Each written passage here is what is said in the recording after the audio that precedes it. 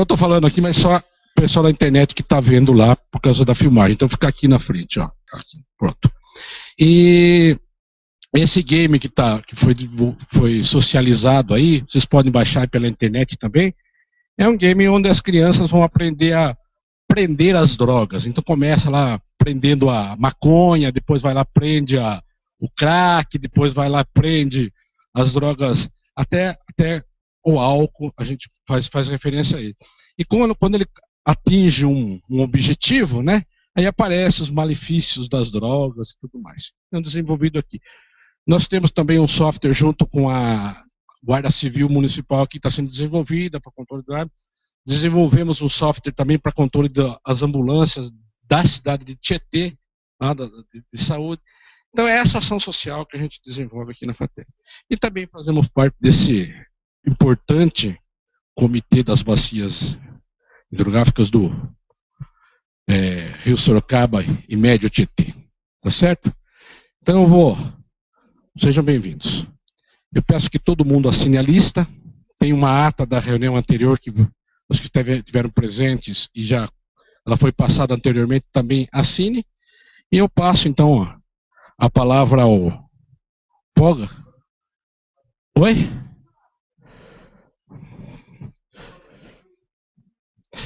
Oi? Mas se você falar daqui, ó, toda a reunião está sendo transmitida online, em real time.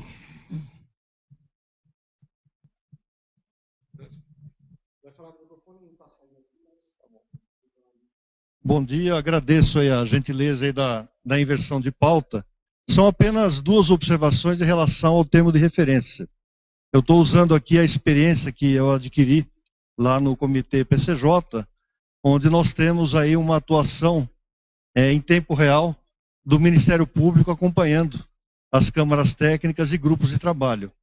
Então, em função dessa experiência que nós tivemos no passado com o termo de referência anterior, não este atual aqui, eu gostaria de sugerir a inclusão de um item no termo de referência na questão do embasamento legal, onde a nossa legislação de recursos hídricos e a legislação de saneamento ficassem bem explícitas. Então, a 9433, a 76, a 11445, a 8468, né? Se o senhor quiser, depois eu faço essa relação, mando por e-mail, mas eu sugiro que isso fique muito explícito, porque a empresa que for fazer o trabalho, ela tem que ter esse embasamento legal para não cometer falhas, né? O Ministério Público, ele costuma atuar na parte administrativa. Ele não interfere muito na questão técnica, né? Ainda não tem muito embasamento técnico. Mas o termo de referência é um documento administrativo. Então é aí que eles procuram fazer o trabalho deles no decorrer aí do trabalho dessa empresa que for ser contratada, né? Então, esse seria a primeira observação. E a segunda, que ficasse muito claro também, a questão da revisão, a atualização e consolidação das informações que vão estar subsidiando, principalmente o relatório de situação, né? Os dados de monitoramento que vêm dos órgãos gestores, tanto da E quanto da CETESB, eles precisam estar muito bem atualizados. Isso tem que estar consolidado, porque é em cima disso que a gente faz o trabalho aí, principalmente do relatório de situação. Então a sugestão também é que no decorrer disso, a gente faça aí um sistema de suporte à semelhança que nós temos no PCJ. E seria interessante também que esses dados de monitoramento fossem encaminhados para uma sala de situação. É um trabalho que a gente vai procurar fazer. Eu, particularmente, tenho insistido bastante nessa questão da sala de situação, em função também dessa experiência que eu adquiri no Comitê PCJ. Lá tudo é monitorado numa sala dentro do DAE, lá de Piracicaba, e esse monitoramento está online. Então isso facilita muito, principalmente agora na questão da renovação da outorga do Cantareira, que nós estamos aí trabalhando, né? E infelizmente eu não conheço aqui esse acesso aqui no Sorocaba e Médio Tietê. Eu não sei como acompanhar os dados de quantidade e qualidade. Então basicamente é isso, professor. Agradeço aí a oportunidade. Nós que agradecemos. Paulo, alguém quer fazer algum comentário sobre ajudar, complementar sobre as palavras aqui do Polga? Rosângela, quer falar alguma coisa?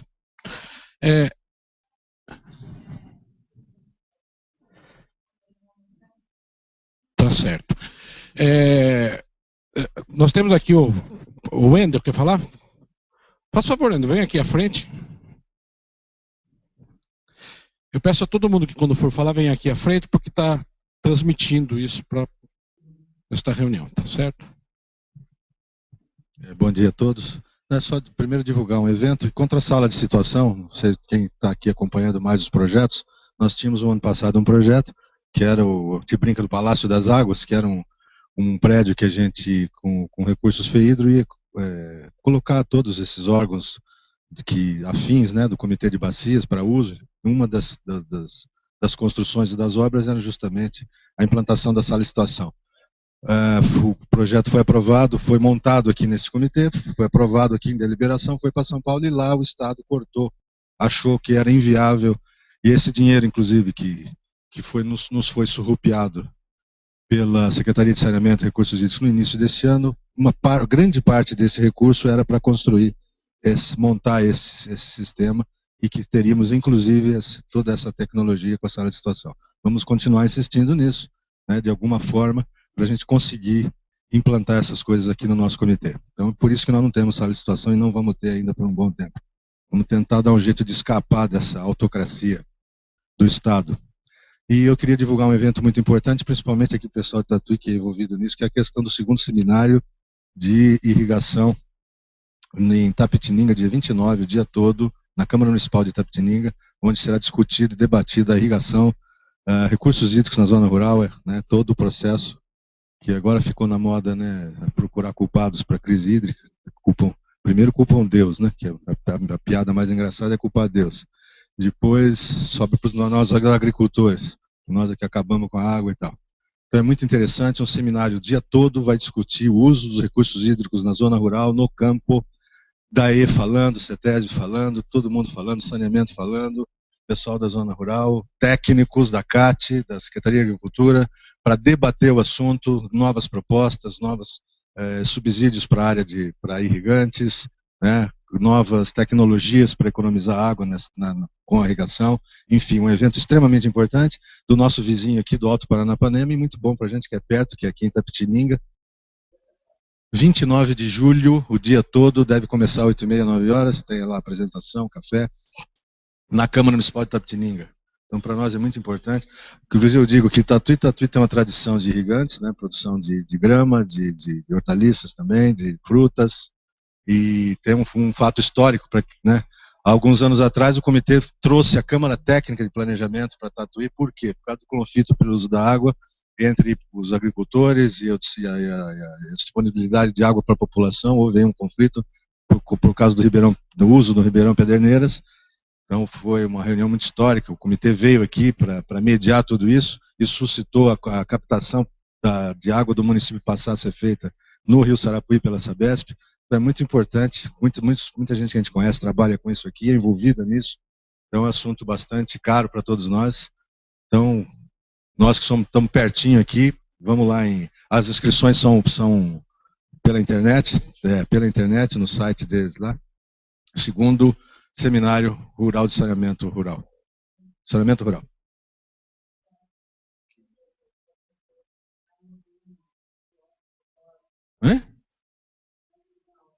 Que essa não tem data, né?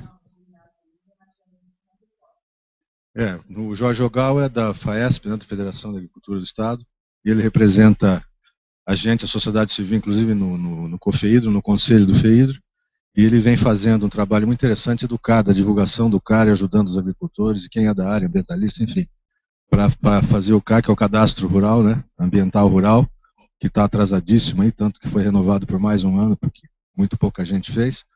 E então ele fez uma palestra para a gente na Facens de Sorocaba, como a pauta era muito extensa, ficou muito curto, não ficou bom, né, tanto ele como nós achamos que não ficou muito bom aquilo, mas, né, ficou como um início de trabalho.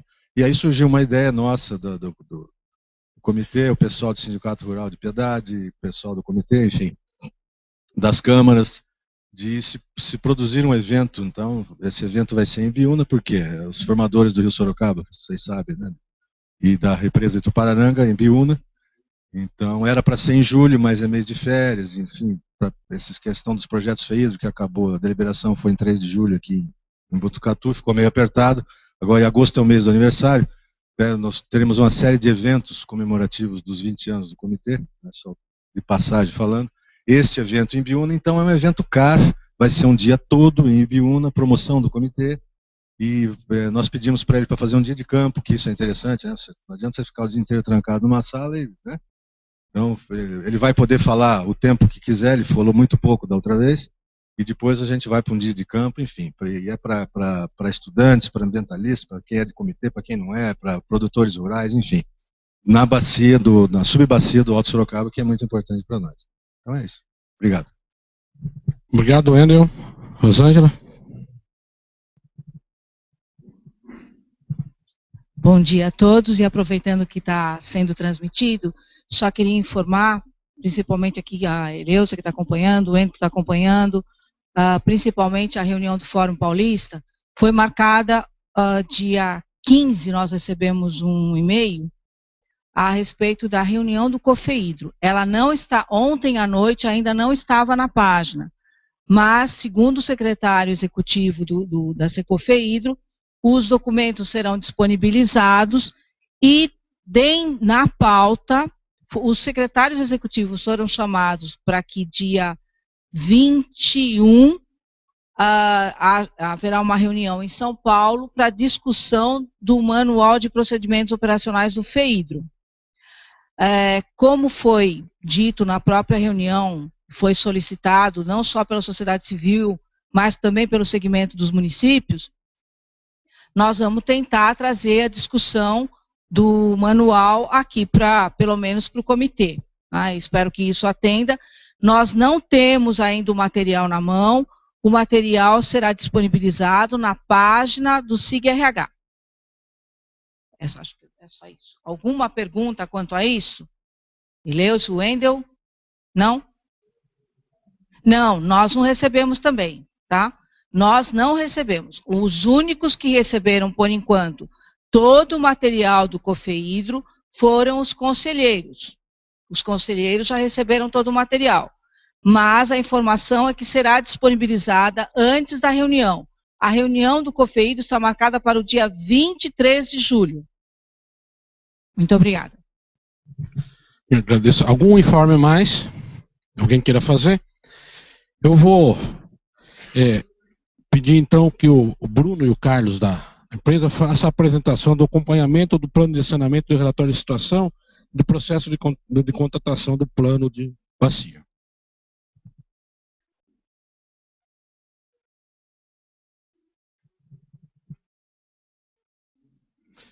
Pessoal, é importante, então, tem todo um processo já contratado que está sendo elaborado pela empresa, então é importante que eles vão nos posicionar aqui de como é que está o andamento disso, tá certo? Bom dia a todos. Eu sou o Bruno, como ele disse, a gente está representando a empresa Cook Propaganda, que foi contratada pelo Cerizo para a elaboração de um projeto que, no que diz respeito ao interesse aqui, né, desse grupo de trabalho, nós vamos fazer um levantamento, né, de duas produções, né, principais que são realizadas no comitê, principalmente o plano de saneamento, né, os planos de saneamento municipal. Então a ideia é fazer um levantamento desses planos de saneamento e apresentar de uma forma regionalizada isso, né, que como a Câmara de Saneamento está com essa intenção, né, que o Wendel está aqui presente e está articulando dessa forma, então a gente apresentaria duas produções principais. Seria, primeiramente, os planos de saneamento divididos em subbacias, né, contemplando todas os destaques, podemos dizer assim, né, negativos e positivos, né, dessas regionalização, e de uma forma diferente, né, da apresentada nos planos em si. Então, seria os planos de saneamento e também os relatórios de situação. Todos os relatórios que já foram produzidos pelo comitê desde 2007, né, se eu não me engano, Rosângela, que a gente vai fazer o levantamento até o do ano passado, destacando, né, a evolução dos parâmetros e demonstrando novamente, né, de uma forma mais condensada, podemos dizer assim, né, que pode vir de encontro, né, ir ao encontro dos interesses do plano de bacias, que visa demonstrar, né, a situação e, usando as informações já contidas, né, nesses relatórios e nos planos municipais de saneamento, a gente apresentar de uma forma um pouco mais condensada, podemos dizer assim, e mais palatável, né? Como a gente já fez, eu vi ali na salinha do café, tinha ali o relatório de situação. Não sei se vocês puderam ver aquele encadernamento lá que a gente apresentou para o ano de 2012, foi realizado por nós. E o que a gente fez? A gente transformou os dados apresentados nos relatórios de situação, transformou ele em gráficos, em tabelas, transformou de uma forma mais acessível, né? Mais acessível, não sei se é o termo, mas de uma forma diferente daquela que tinha sido apresentada. E nesse caso, a intenção, no caso dos relatórios de situação, é fazer da mesma forma, só que considerando a evolução e o histórico desses planos do comitê. E também, olhando nesse sentido, contribuir, né, para o plano de bacias com essas informações. Né? Por isso que a gente está aqui participando da reunião, para se inteirar do andamento, né, como que está sendo planejado, enfim, o plano de bacias, para a gente contribuir com essas informações também, se for o caso. Se tem alguma dúvida, alguma questão com relação a esse projeto?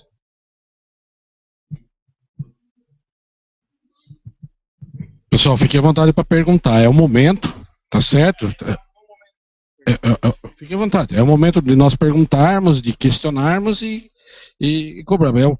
Nós temos aí um trabalho árduo pela frente que a gente tem que entregar até o final de 2016, que é o plano e tudo mais.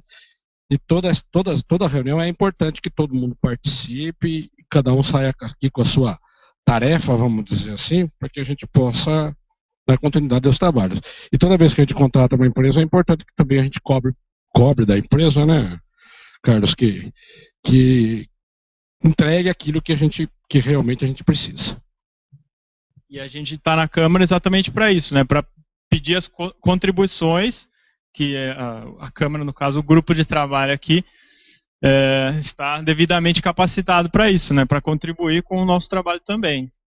A gente está ainda numa fase inicial, a gente está elaborando, né, a forma de apresentação e tal, mas é importante a participação das câmaras e grupos de trabalho na elaboração, né, no auxílio tanto a de saneamento, como o grupo de trabalho aqui, também a Câmara de Planejamento do Comitê.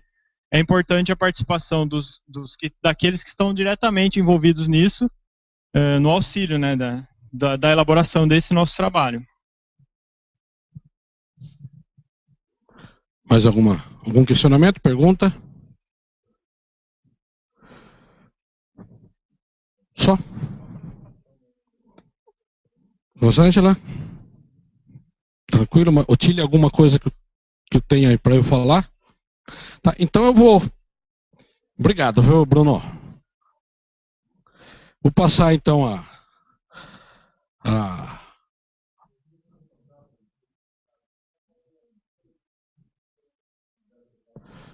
eu acho que é interessante passar e a gente coloca no grupo, né? No grupo do e-mail, aí todo mundo tem a ter acesso à comunicação, certo, Otília? Tá?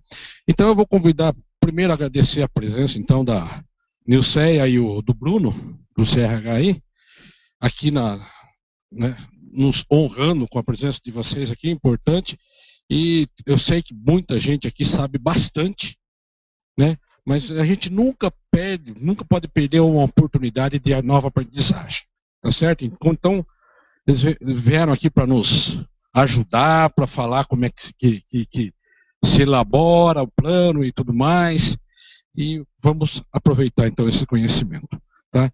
Isso então vai ser transmitido para todo mundo. Pois não, Zé Carlos? Pois não.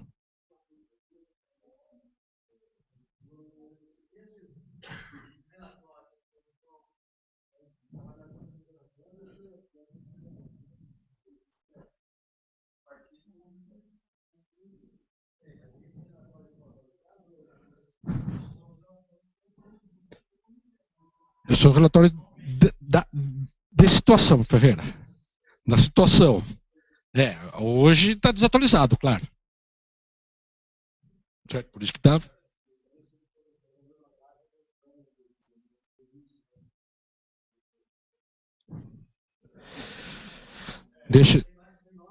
Espera eu passar a palavra para a Rosângela. Para o Bruno mesmo? Vem, Bruno.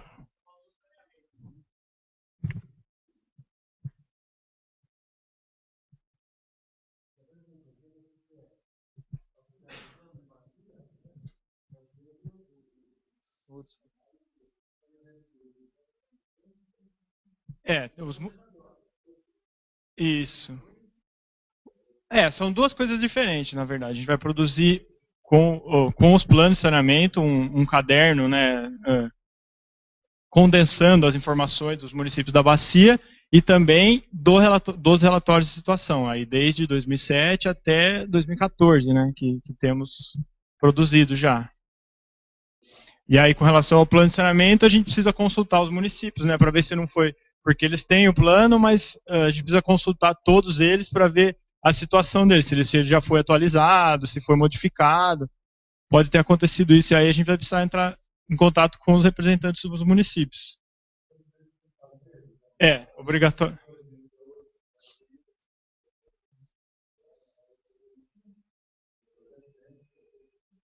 Isso.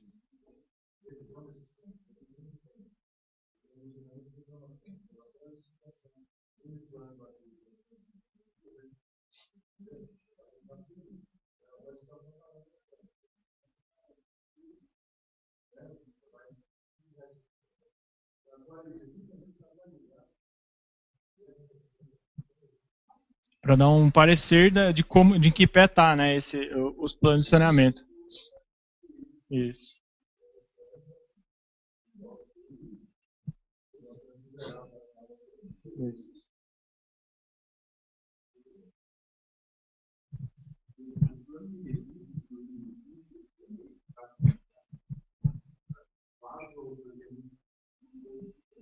Né, ainda não é nessa.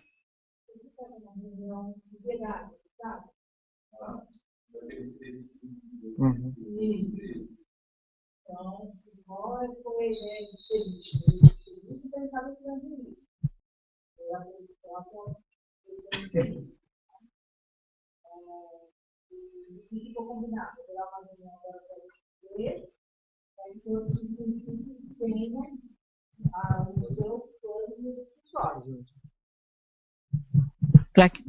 Para que todos os municípios tenham um plano de resíduos sólidos, de uma forma que eles atinjam, para que eles possam mandar para a Câmara e dar continuidade.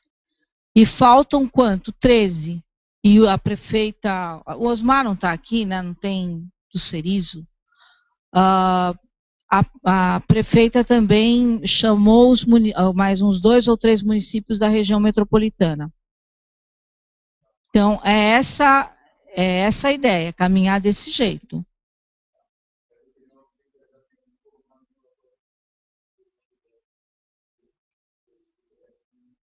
Para contemplar, a ideia é essa, que seja rápido, para que ele possa ser inserido no plano de saneamento, tá bom? Agora, se vai dar tempo, a gente não sabe.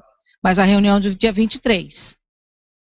O Cerizo não está presente aqui, mas acho que tem bastante município. Só lembrando, se alguém quiser fazer algum comentário do que ficou combinado na reunião de Piedade, é que no dia 23, os 15 municípios, eram 13, mas agora parece que está ampliado entre 15 e 17. Esses municípios enviarão os representantes no dia 23, junto com representantes da Secretaria do Meio Ambiente, do Estado de São Paulo e da CETESB, para que todos desenvolvam os planos de resíduos sólidos. Eu sei que o Wendel estava presente, você estava presente. Alguém quer comentar e complementar?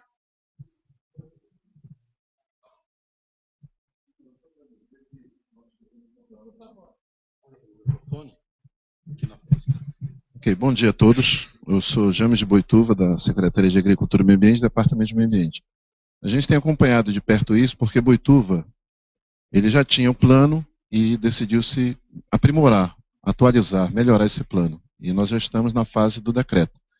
Estivemos em Piedade e estaremos novamente dia 23 em Piedade, todos os técnicos.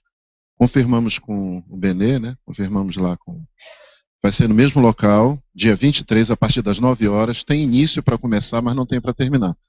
A ideia é quem já tem o plano ajudar, estão convidados que já têm o plano para estarem lá para ajudar, e os 13, que agora ampliou para 15, com 2 da região metropolitana, e a ideia realmente é utilizar o know-how, finalizar, ver a etapa que falta. Boituva vai publicar o seu, mas nós não temos ainda, temos o plano todo aprovado, todas as audiências, tudo. E a gente reforça então o convite, conversei com ele ontem, e se alguém da região quiser ir junto conosco, a gente tem um veículo à disposição, era isso que eu queria falar. Às vezes algum município não tem, não vai, a gente coloca à disposição sempre para estar ajudando. Era somente isso, obrigado.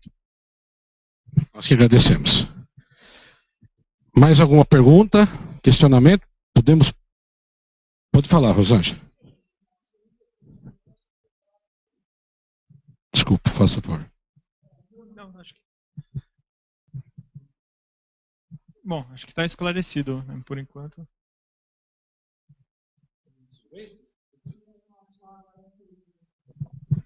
Ok. O Roberto, diretor financeiro da Fundação, hoje ele protocola na Secretaria de Saneamento e Recursos Hídricos os pleitos que foram deliberados em Botucatu no dia 13 de julho. De todos os pleitos, nós fizemos um trabalho em conjunto lá, esses dias, e de todos os que foram deliberados, apenas um não apresentou, foi a Prefeitura de Mairinque, que não protocolou o pleito. Os outros, eles serão protocolados ainda hoje, para que eles possam entrar na página do Sinfeidro. E a gente pede aqui, aproveitando que os municípios estão presentes, para que eles acompanhem a página e vejam qual é o agente técnico que será indicado e encaminhem os documentos pertinentes à fase do agente técnico. Muito obrigada. Obrigado, Rosângela. Bom, mais algum questionamento, perguntas? Então vamos passar a apresentação da Nilceia e do Bruno. Mais uma vez os nossos agradecimentos, Bruno e Nilceia. Fiquem à vontade.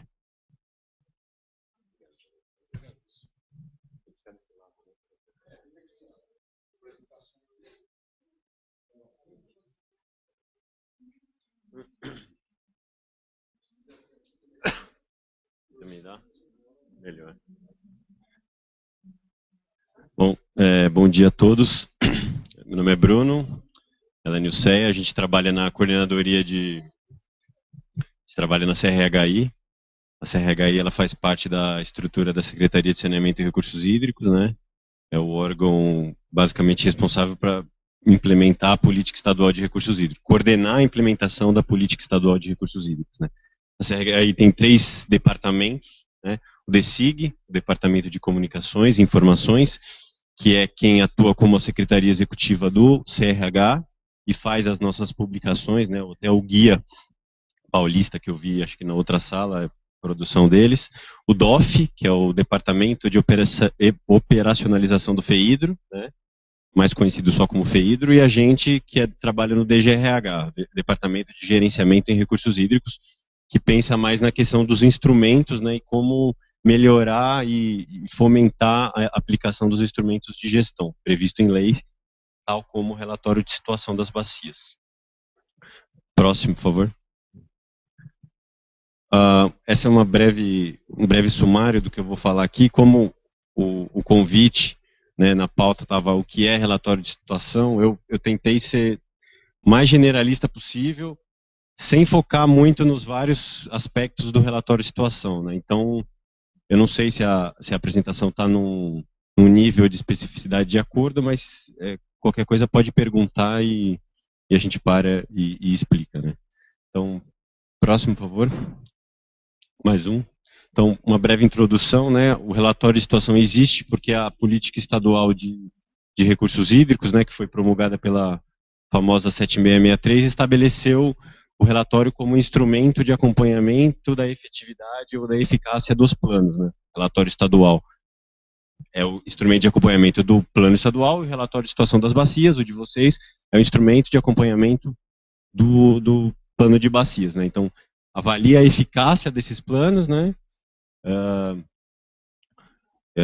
E dá transparência das ações do poder público, né, nós, para a sociedade. Além disso, subsidia nossas ações e a correção das nossas ações para melhorar a situação das águas, né? Próximo, por favor. A lei estabelece aí também que ele deve conter 5 itens ou 5 norteadores básicos, né, que são 2 de qualidade e quantidade, né, avaliação da qualidade e o balanço entre a disponibilidade e a demanda, e 3 que se referem mais à gestão de recursos hídricos, né? Quer dizer, o relatório ele vai avaliar o cumprimento dos programas previstos nos vários planos de bacia, né? Ele vai propor ajustes a esses programas, né?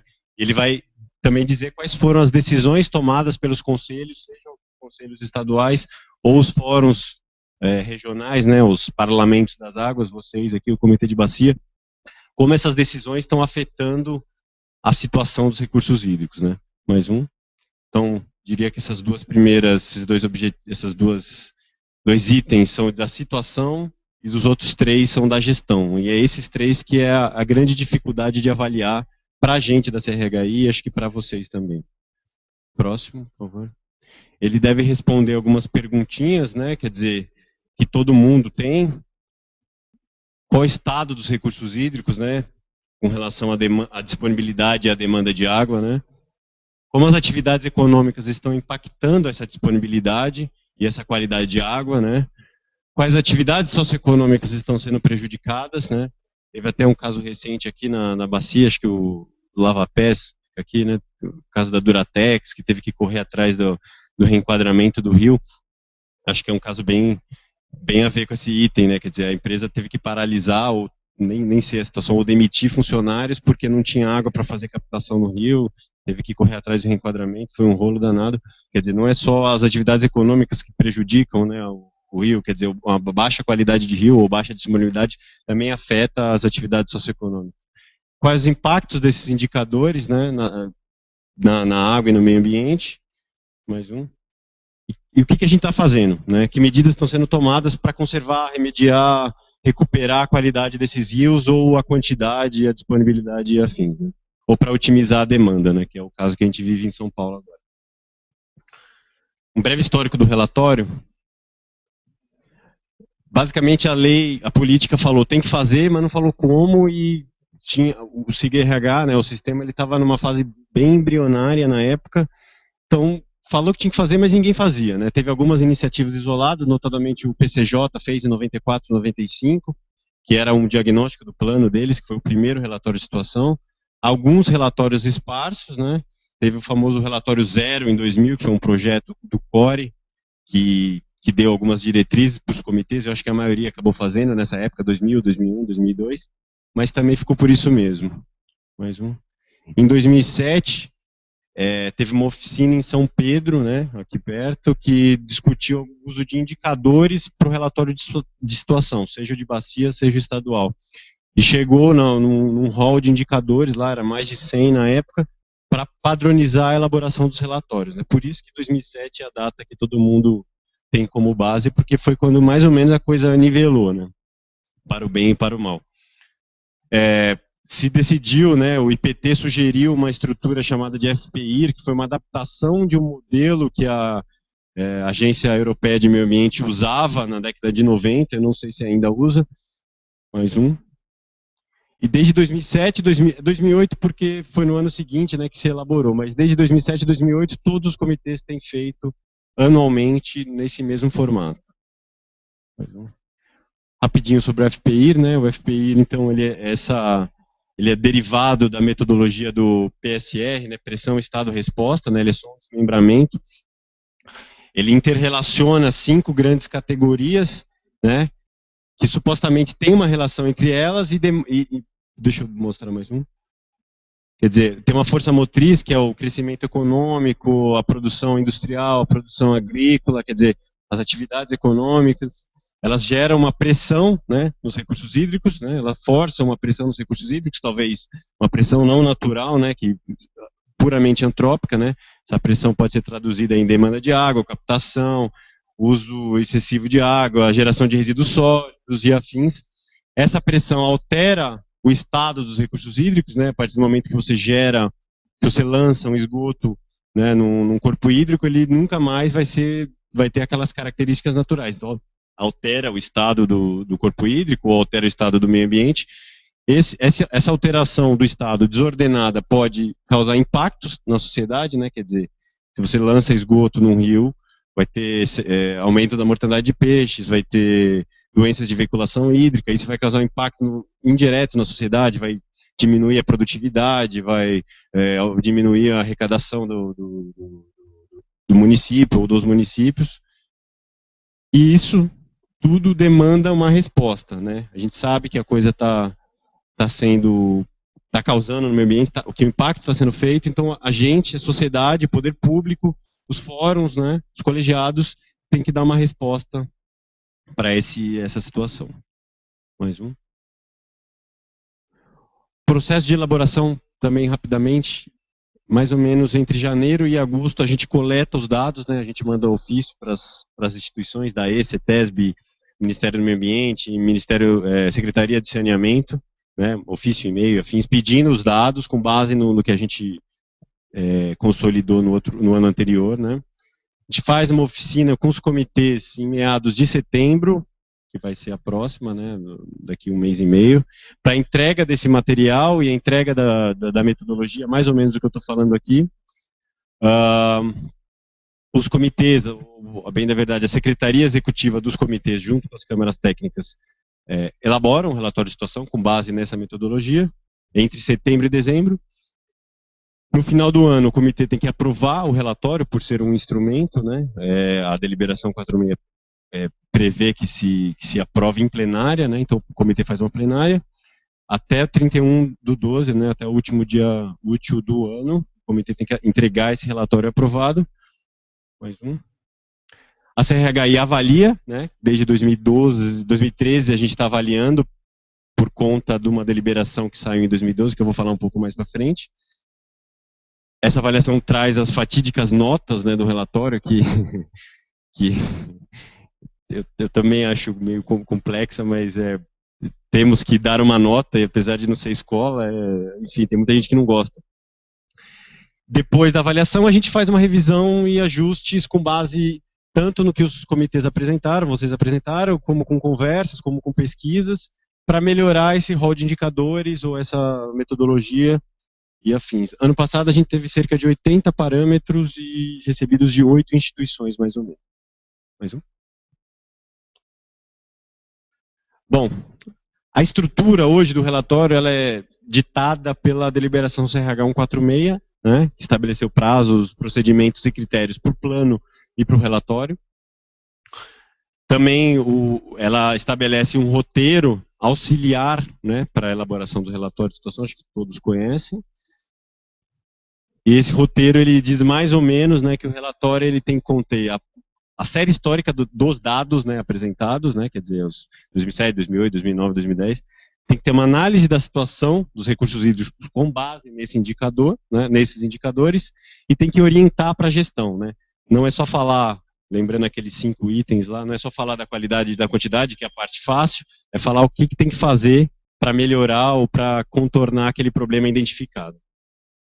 E dentro da análise da situação, a gente prevê aí que se aborde a evolução daquele indicador no tempo, né, como que ele se relaciona com outros indicadores e como que ele está se relacionando no tempo, na série histórica apresentada, e a delimitação das áreas críticas, ou temas críticos, né, da bacia, que são necessárias para a atuação.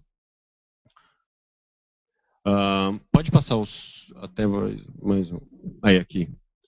Bom, a gente dividiu mais ou menos 7 itens, né, o conteúdo, introdução e caracterização, vou falar um pouco depois, quadro síntese e análise de situação, aqui eu estou falando de forma de relatório, tá, não de conteúdo.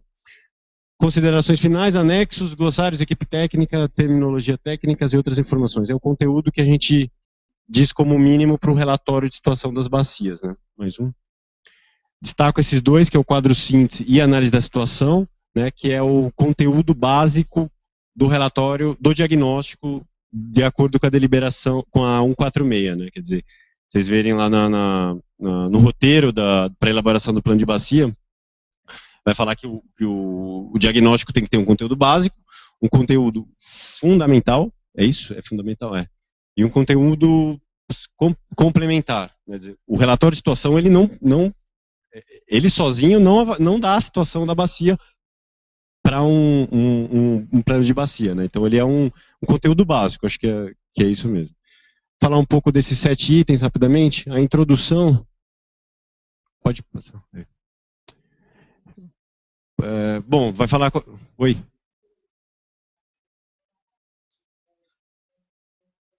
O relatório? Tá. Acho que vocês fizeram o simplificado ano passado. É que aqui é do completo. Mas acho que tá. Tá. Obrigado. Então, a introdução, a gente vai falar dos objetivos do relatório, por que ele é feito, quer dizer, referencia a lei, a política, aquele artigo 19. A gente pede para que se fale da mobilização do comitê durante o processo, né, porque o relatório não é um documento de uma pessoa só, ele tem que mobilizar as câmaras técnicas, como ele vai ser aprovado em plenário, ele tem que ter passado por uma discussão interna, né. Então, que se fale desse processo, que é diferente entre cada um dos comitês. Caracterização da UGRE, né, a gente propõe aí um quadro de características gerais, não é modelo imposto nem nada, mas como a gente já coleta os dados, a gente formula aí uma proposta de indicadores básicos, que vai desde população até vazões de referência. A gente fornece um modelo, a maioria dos comitês tem utilizado, mas aí é o espaço também para incorporar outras informações que o comitê julga necessário. Mais um.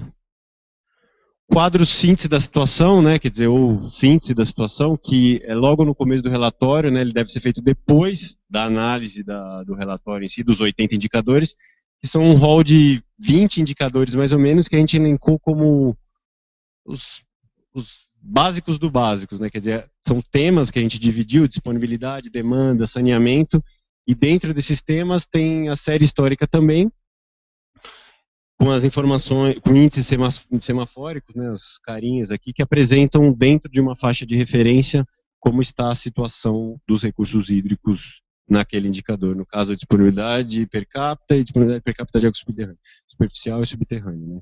A gente pede para que a análise aborde aí uma síntese da situação, uma síntese da série histórica, né, o porquê está daquele jeito, e orientações para a gestão, que é correlacionar essa situação com o plano de bacia ou com eventuais outros programas e projetos que estejam em andamento. Quer dizer, o que está sendo feito para minimizar, se for o caso, ou para reverter, e o que deve ser feito para a mesma coisa, para minimizar ou para reverter o problema identificado.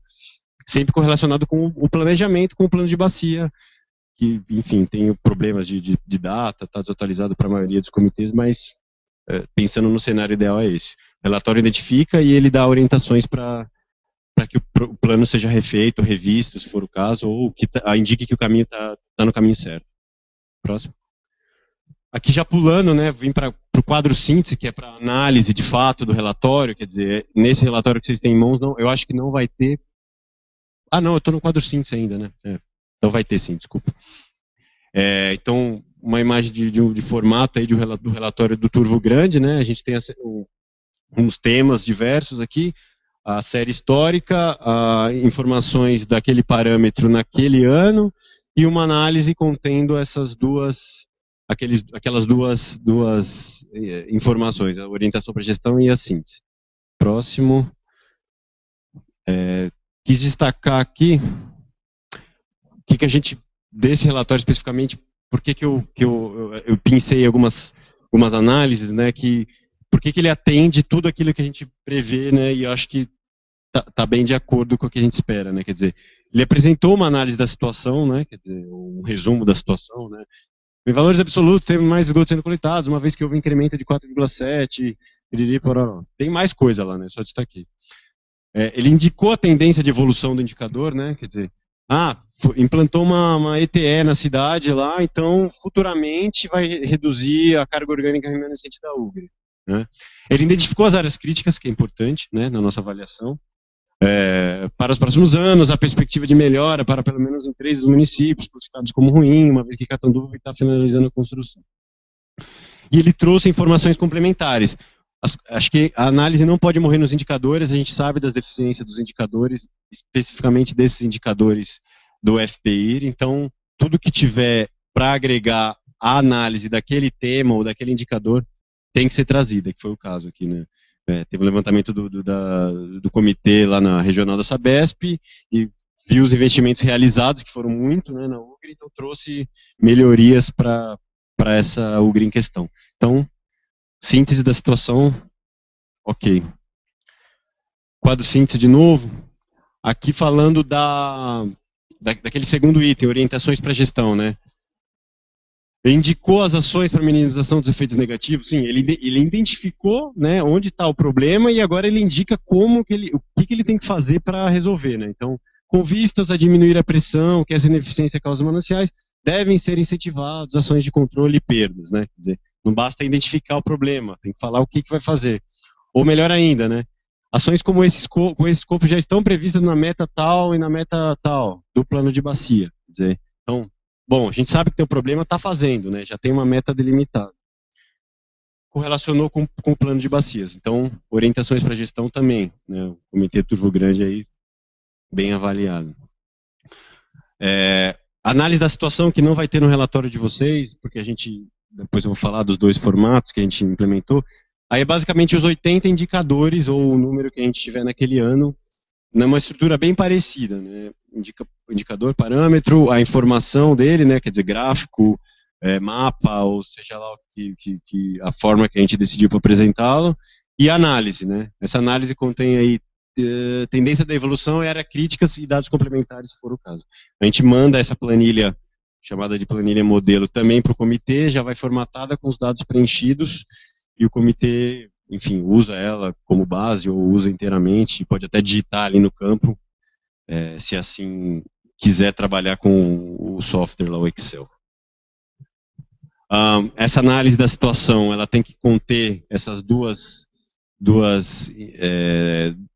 análises, enfim, a tendência da evolução e as áreas críticas para a gestão, né? Como o indicador se comporta ao longo do tempo e como ele se relaciona com outros indicadores e como a UGRI se relaciona eventualmente com outras UGRIs, né, ao redor, quer dizer, o lançamento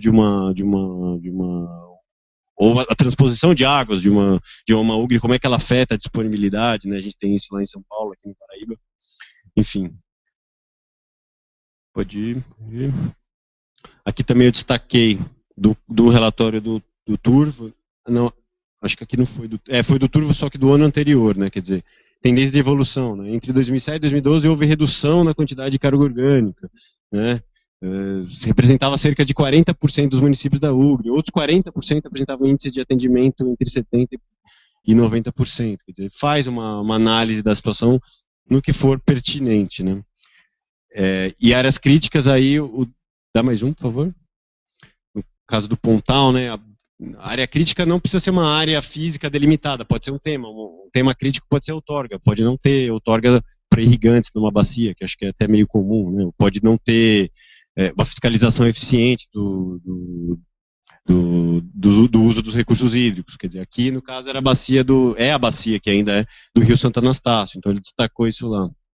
Mais um.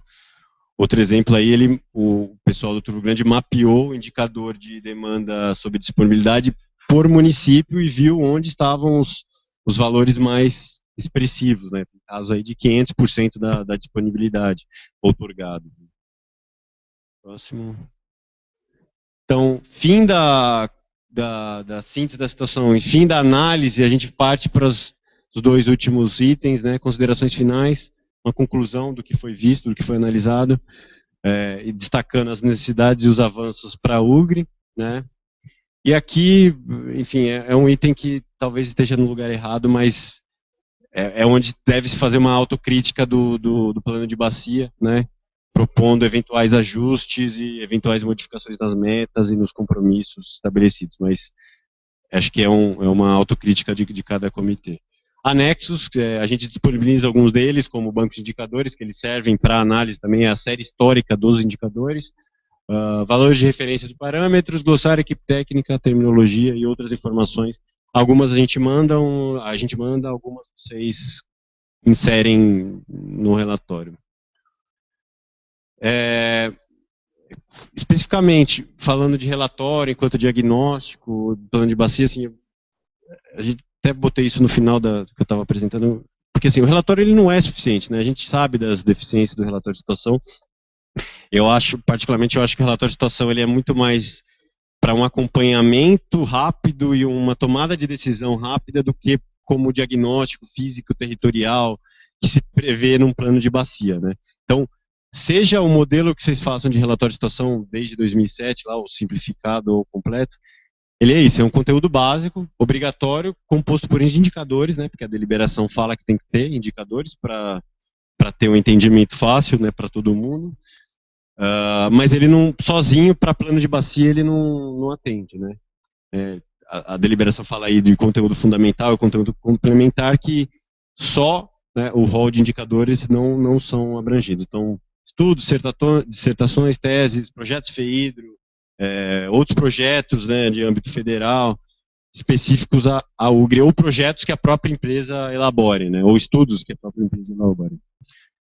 Eu destaquei aqui, assim, aleatoriamente, mas é porque a gente está acompanhando ali a elaboração do PIR do Paranapanema, né, da região toda do Paranapanema, inclusive do Paraná, que a Ana, ela não foi contratada, né, ela se dispôs a fazer o diagnóstico físico lá, e territorial de toda a bacia, né, acho que ela ficou de pé. Então, a Agência Nacional de Águas fez um diagnóstico de toda a região do Paranapanema, para tudo, né, relacionado à qualidade e quantidade. Então, são 9 notas técnicas, né, que foram publicadas agora, contendo metodologia e resultado dessa avaliação.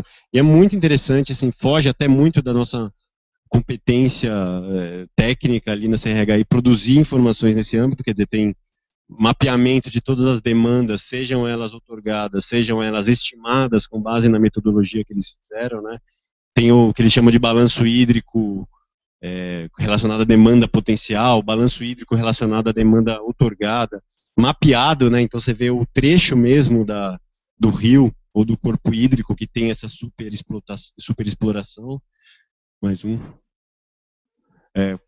Mapearam todo o cadastro de poços, apesar que isso a gente também consegue produzir, né? Porque você identifica onde está tendo superexplotação das águas subterrâneas, compara por exemplo, com a produção de água natural, né, de cada aquífero, balanço qualitativo, né, dos rios ali, daquela vertente.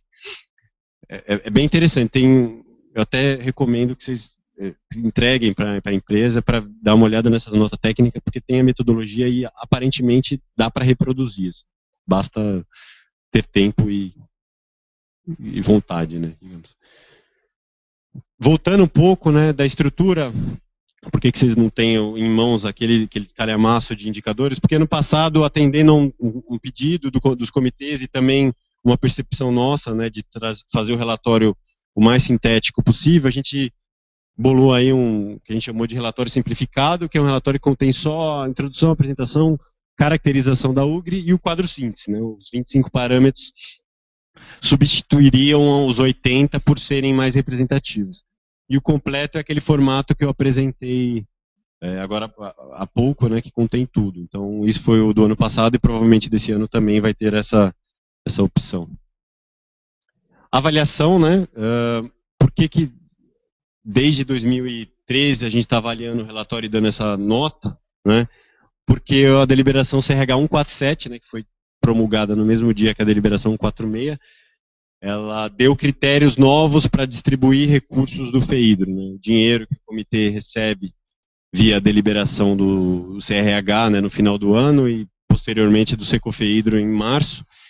Ela está calcada em 3 eixos, né, de distribuição, de avaliação.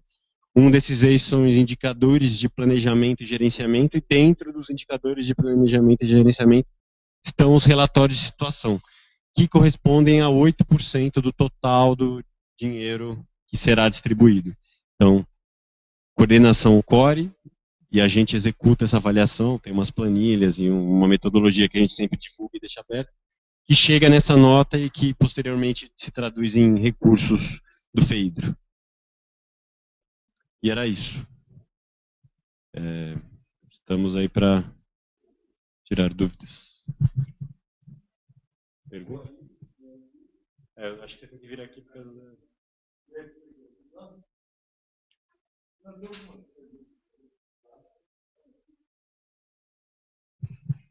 Pode vir perguntar aqui.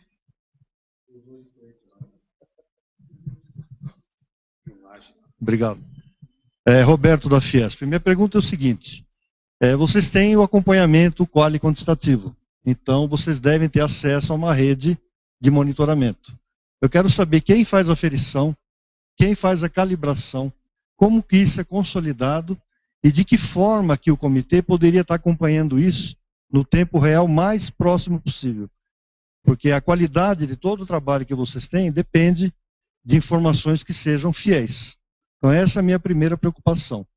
A segunda, você tem aí o acompanhamento das estações de tratamento de esgoto. Como que isso é feito? Né? Então você tem, por exemplo, o remanescente, o índice de eficiência que vocês mostraram aí. Aonde vocês pegam essa informação atualizada? Tá? E finalizando aí, eu gostaria de saber de que forma, né, porque tem alguns comitês como o PCJ, você tem uma rede telemétrica em tempo real que você acompanha. Eu vi aqui que são 22 postos de qualidade, creio que seja a CETESB que faz esse acompanhamento, mas como que essa informação chega para vocês?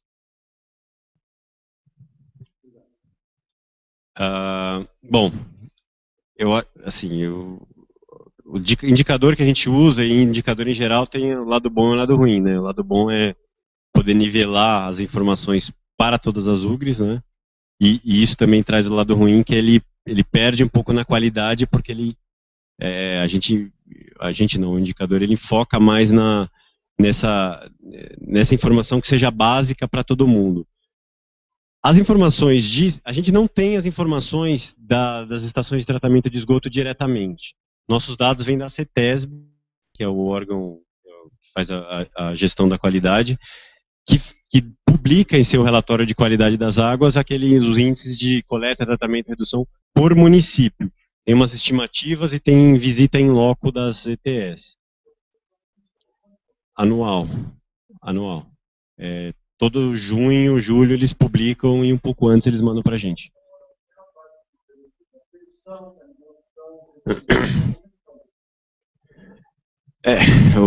Quando a gente pede os ofícios, quando a gente manda os ofícios para os órgãos gestores, né, CETESB e DAE, a gente recebe esses dados, a gente faz a aferição e a calibração que nos é possível fazer, né?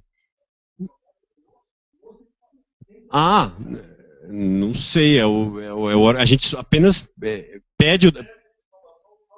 Sim, a gente recebe informação oficial, via ofício, enfim, assinado pelo, no caso, o diretor da bacia ou o diretor do DAE, e subentende-se que essa informação foi auferida e foi calibrada na fonte. A gente só analisa a informação no âmbito na competência que a gente consegue, que é verificar a planilha, se tem algum desacordo de fórmula, alguma coisa nesse sentido. Agora, se a aferição foi feita, quer dizer, se o ponto XPTO lá está com vazão 10 metros cúbicos por hora, enfim, de um rio X, não sei, a gente simplesmente confia.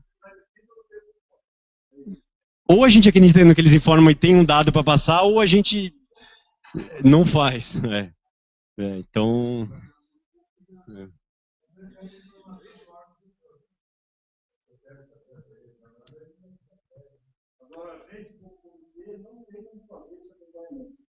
Se eu quisesse saber como é que a rede de internet, vou ter que perguntar.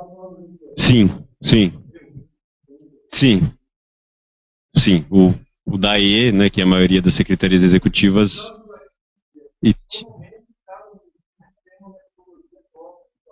Não, a gente não faz. O SNIS, que é vinculado à Secretaria de Saneamento lá do governo federal, ele tem a metodologia já padronizada e os municípios respondem, né, preenchem fichas e planilhas e afins, e o próprio SNIS calcula, né? Então, é autodeclaratório, sim, porém passa por um filtro metodológico já estabelecido. Então, mas tem erros, com certeza, mas eu acho que é inerente de qualquer pesquisa de dados, né? É melhor ter uma informação 90% confiável do que sempre esperar 100%, né, verdadeira. Mas do SNIS, especificamente, eu confio mais na informação que vem lá, porque a metodologia já é mais antiga e eles fazem cursos de treinamento anualmente com as concessionárias e com as prefeituras, né?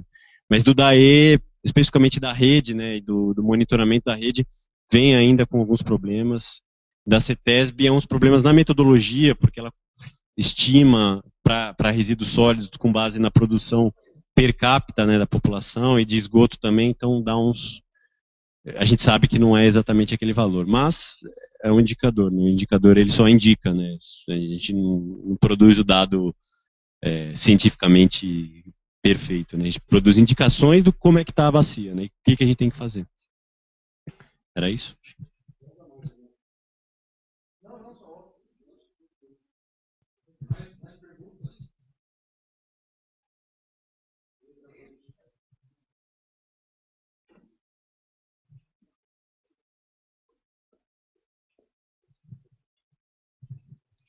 Bom dia, professor Ricardo, da FATEC mesmo.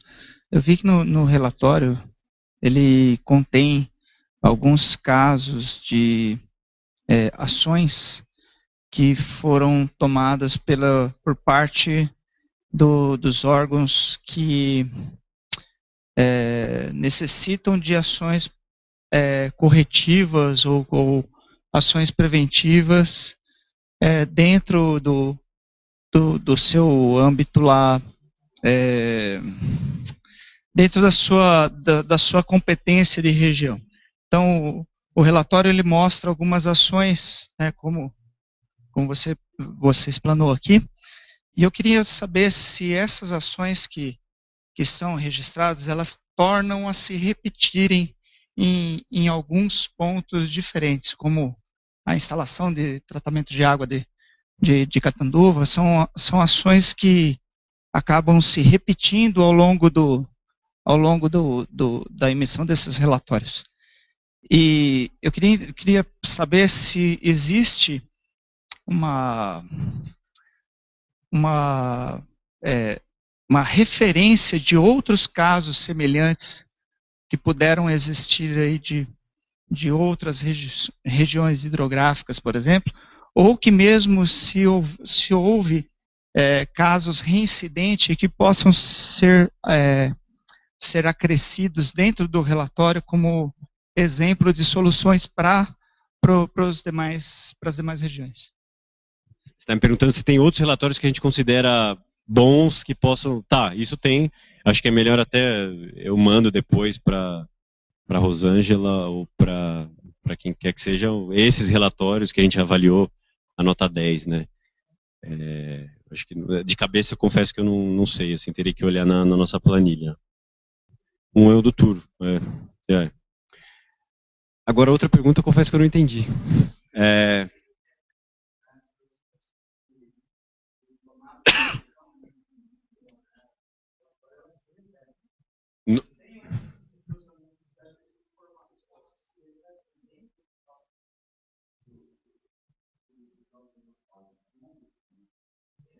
Na mesma bacia, você disse?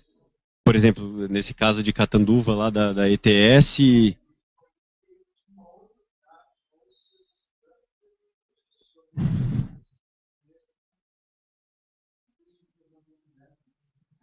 Não, a gente todo ano faz uma listagem de informações ou indicadores ou coisas novas que a gente percebeu nos relatórios, né? A gente dá uma listada nisso, coisas que a gente... porque essa metodologia ela não partiu da CRHI, né? Ela partiu do própria leitura dos relatórios dos comitês e que a gente foi incorporando. Essa divisão de síntese da situação e orientação para a gestão surgiu em um comitê lá em 2012, que a gente gostou muito da divisão, e a gente acabou incorporando na metodologia.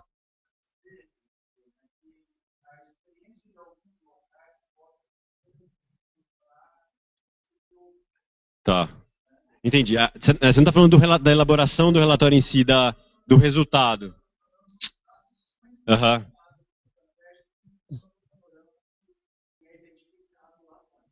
Entendi. Aham. Uhum. Sim. Uhum.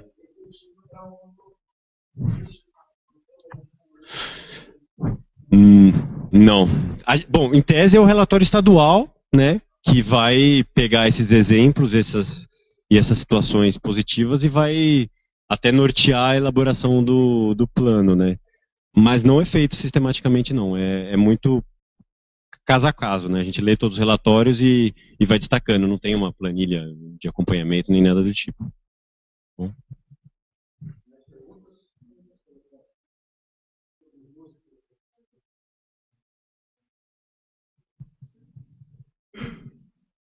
As preocupações do POGA são extremamente importantes nesse sentido. Por isso que é importante, por isso que existe o comitê de bacia, por isso que eles têm que funcionar. Os indicadores chegam a eles, e eles montam tudo isso, fazem essa compilação, mas é a partir do que a gente produz. Então, o que existe, então, do trabalho das câmaras técnicas, dos grupos, do comitê, da sociedade civil, por isso que a gente incentiva a participação das prefeituras, a capacitação de pessoal de prefeitura, e o Estado que está aí, a gente acompanhar o que a CETESB faz, o DAE faz, a SABESP faz. Já aconteceu, a gente faz os relatórios de situação, em que o representante chega e diz, isso aqui não existe, por favor, você não participou, não existe, você não estava lá. É alguém lá em Bofete, isso aqui eu moro lá, isso aqui não existe. Então, se escuta isso muito. Então, a responsabilidade é nossa. Um relatório de situação bom, um plano de bacia bom, ele tem que vir da origem, tem que ser produzido aqui. Eles vão lá e produzem o trabalho deles. Então, é fundamental isso. Quem vai aferir, quem é o DAE lá na ponta, essa BESP lá na ponta, essa CETESB que está em cima deles ou não. Isso é fundamental. E o que ele disse, a gente tem um exemplo. Quando os nossos relatórios de situações que deram origem ao plano de bacia, isso foi feito produzido em subbacias, né? Nós fizemos todo esse trabalho em subbacias e foi isso montado. Como é que nós fizemos os planos municipais de saneamento? Foi a partir da experiência na montagem do relatório de situação, quando nós percebemos, quando foram montados esses planos, com aquela empresa Engecorps, nós percebemos esses furos. Os pessoal nos municípios nos procuravam, falaram, olha, o pessoal não chega lá, o pessoal chega lá e pega relatório de 1930, tem cidades aí que estão pegando funcionário aposentado para ver onde passou a rede, certo? Isso aconteceu. Então nós percebemos que o produto final ia ser muito ruim. O que nós fizemos? Nós trouxemos a discussão para o comitê, trouxemos a Engecorps para dentro do comitê. Os planos municipais foram produzidos por subbacias e assim vai ser feito novamente o relatório de situação e o novo plano de bacia. Então esses são exemplos de como você produzir metodologia e produzir. Agora a eficiência está na produção. Quem tem que fazer somos nós.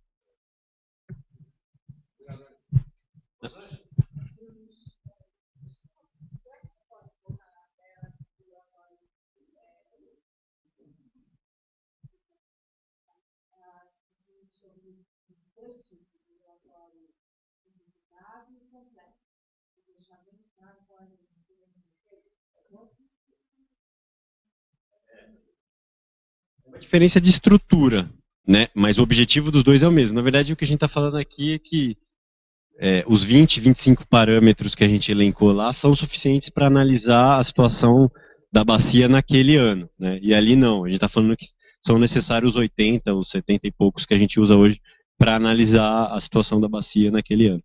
Aqui foca bastante em demanda, né? Balanço e os esgotamentos e a qualidade, né? O saneamento e qualidade de águas, basicamente isso. Aqui incorpora alguns outros indicadores de uso do solo, unidade de conservação, doenças de veiculação hídrica, que fazem parte do FPI, mas tem até é difícil em alguns casos fazer uma análise, uma correlação direta com o FPI ou com aquele tema em si, né? Então, eu acho que é isso.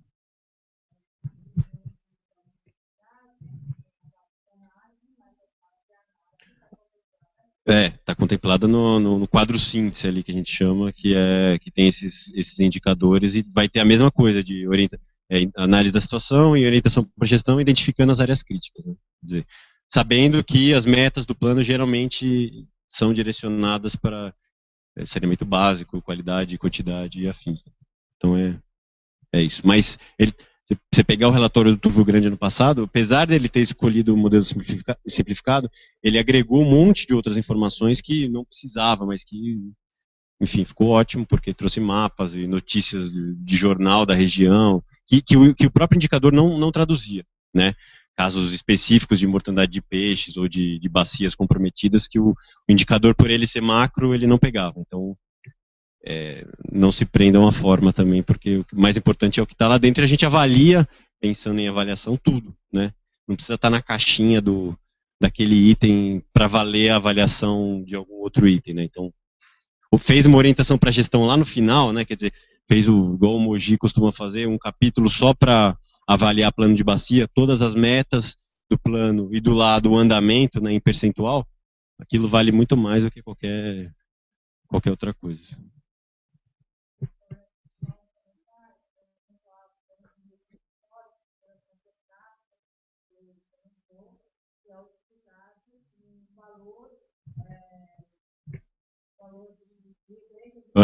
Diz.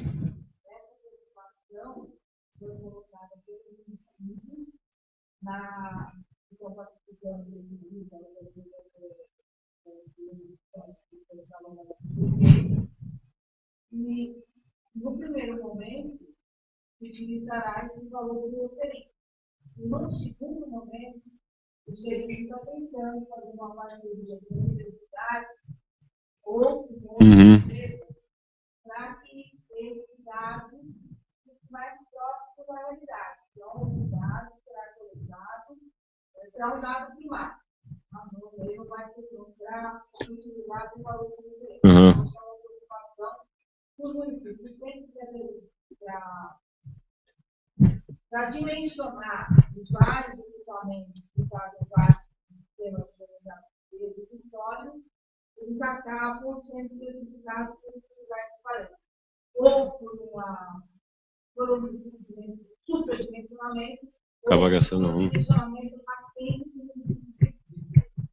a taxa da DPO, né, que vai refletir na casa, que faz parte também do dado, eu posso responder pela agência, pela agência de Sorocaba, e pelos municípios, alguns serviços, como o SESC, né, gerente da agência, e é o secretário executivo, ele fez um esforço para que a própria laboratório da agência de Sorocaba faça coletas nos municípios e informe a CPM, o departamento específico, que gera a carga mais com um dado próximo à realidade. O que não foi possível ainda fazer é o dado de invasão que entra nas várias estações de trabalho. Mas o dado de qualidade, de carga, antes de sair, o laboratório ele é disponibilizado, ele recebe uma ficha para que possa alimentar esse banco de dados. Então, é um dado primário que a gente parece que funciona,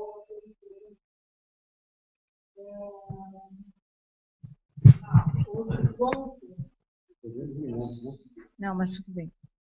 O outro ponto, Bruno, essa ficha foi a que o Bruno comentou e que pontua o relatório.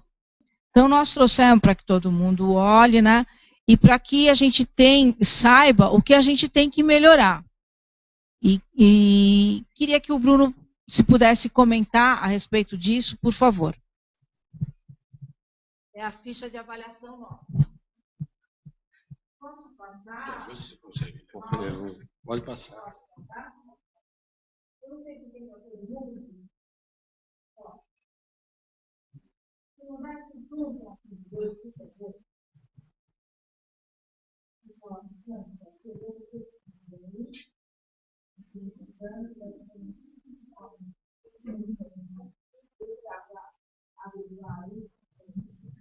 Não, Rosângela, só um lembrete, né? Essa avaliação, primeiro, ela é muito nova, né, no sistema, para a gente também. Segundo, não é ciência exata, né?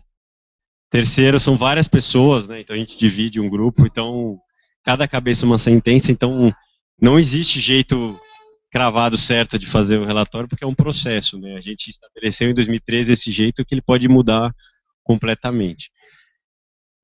Eu teria que ler o relatório para lembrar, mas que acho que também não fui eu. Mas aqui, pelo que eu estou vendo... Tá. Uhum. Sim.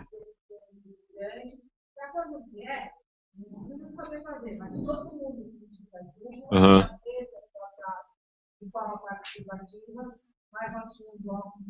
Uhum. Tá. Acho que o Bruno comentou isso, ele não está colocando. Aqui, como o comitê optou pelo simplificado, falando especificamente da técnica do negócio, você vê que se fosse a planilha do completo, ela iria até umas 3, 4 páginas lá para baixo, né? Isso significa o quê? Que cada item desse relatório simplificado, ele tem um peso proporcional muito maior, né? Então, onde está aí, atende parcialmente em orientações para gestão, que poderia estar atende ou não atende, né? Ele está um intermediário. Esse atende parcialmente, ele acaba tirando uma nota proporcionalmente muito maior do que se fosse o outro relatório completo, porque são 6 itens aqui. Tá.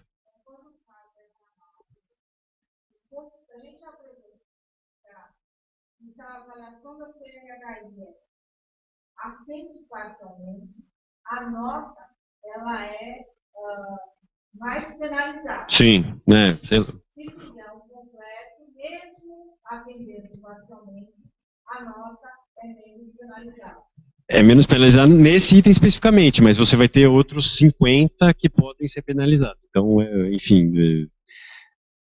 E esse item, o quadro síntese, ele vale 30% da nota, se eu não me engano, no relatório completo. No relatório completo. Isso, quando vai aqui para o relatório síntese, já dobra, vai para 60 ou 70. Por isso que nesse caso especificamente, sim, um parcial aqui acaba tendo impacto maior. Mas... Só complementando, essa diferença de valer 30%, o quadro síntese valer 30% no relatório completo e ter um peso maior no relatório simplificado, ela foi proposital para que não ocorresse de no relatório simplificado a gente perder qualidade do relatório e deixar de ter informações importantes. Tá? Então, o formato pode sim ser mais simples, porém, o relatório precisa ainda conter as mesmas informações. Tá? Então, como o Bruno falou, simplificado e completo são meras alterações de formato. A qualidade do relatório é avaliada da mesma forma. Por quê? Porque a gente espera que o conteúdo, apesar de estar colocado de maneira mais resumida, ainda seja um conteúdo significativo. Tá?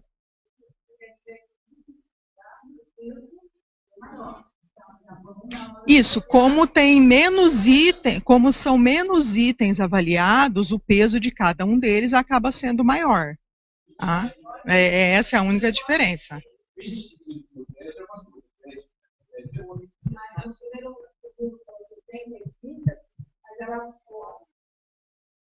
O formato é uma questão só de formato. O que precisa prestar atenção é na qualidade dele, para levar as informações para a CNHI. Então, nesse próximo, a gente já aumentou no anterior, a gente teve uma nota menor, a gente melhorou um pouco esse ano, então a gente tem que atender e melhorando cada vez mais. Tá? Como... Aqui, objetivamente, que eu estou vendo que alterou a nota foi nesse item de orientações para gestão, que é, de fato, o mais complicado, que a gente espera que esses 5 temas aí, eles estejam correlacionados de alguma forma com o plano de bacia, como citando, né, o número da ação, do compromisso do plano de bacia que está relacionado, sim, e como essa meta está andando, quer dizer, então, eu penso que tenha sido isso, até pelo comentário aqui, né, então...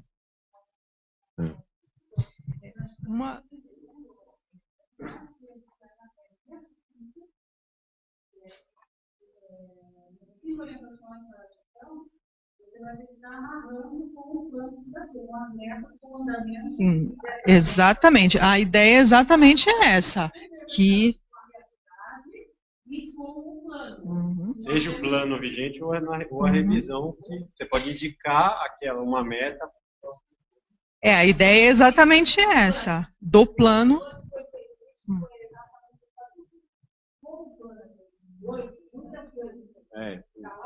Eles já estão vencidos. Então, se indicar, provavelmente, essa quarto, quinto, na orientação para a gestão, indicar que no próximo plano de vacina, é isso. Na verdade, duas coisas. A maioria dos planos que a gente tem hoje, na verdade, ele trabalhava com aqueles 3 cenários, e a maioria dos planos, não tenho certeza aqui do Sorocaba, mas o último cenário era até 2019, as ações até 2019. Tá? Então, o plano ainda estaria válido, tá? Mas o importante aqui é que, quando vocês forem para uma oficina de relatório de situação, vocês levem o plano de bacia também, para poder consultar o plano de bacia, quais as ações estavam previstas, quais foram de fato realizadas e quais precisam ser revistas. Acho que essa é uma principal função do relatório de situação, é acompanhar o plano. Tá? Então, a nossa ideia aqui de analisar se realmente no relatório de situação é feito esse link com as ações do plano, é exatamente para puxar. É uma oficina de relatório de situação, porém o plano, o documento do plano, as pessoas que estão lá participando daquela oficina têm que conhecer o plano da bacia, né? E ele é um... Sim. O plano de... Plano. Sim, sempre o plano em vigor. Exatamente. Acompanhamento do plano. Já não atende, ele está transmitindo essa meta pode ser, será uma proposta a ser expedida para o próximo plano. Não, é que não pode deixar de usar o plano em vigor. Mesmo que seja isso. Não. Porque tem metas que são facilmente relacionáveis com os indicadores. Uma delas é até 2019 ter 100% da carga coletada ou 100% do esgoto tratado. Todo plano de bacia tem isso todo, né? Aí você tem um indicador que chama coleta e tratamento de esgoto, ou coleta de esgoto. Aí é fácil, né? Mas tem outras que eu concordo que é difícil, mas tem que procurar um jeito para amarrar, porque senão, ou a gente muda de indicador, né? Quer dizer...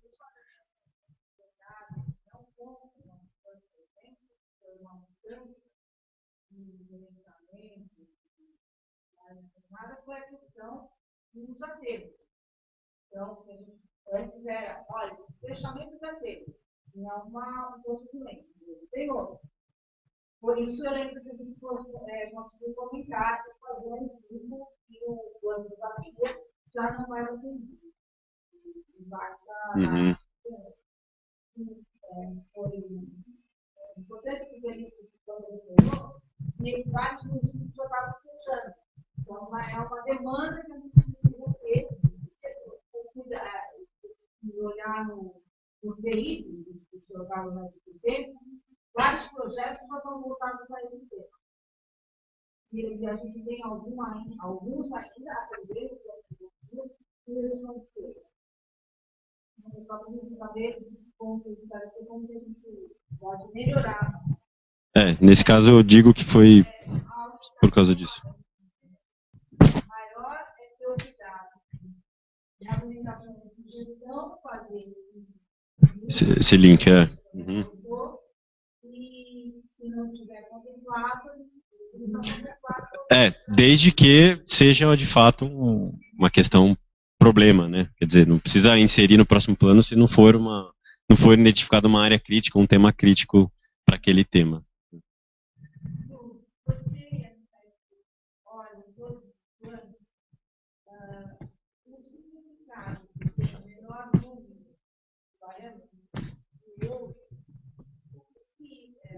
Tem muita diferença na hora de avaliar, aumentando o parâmetro melhor?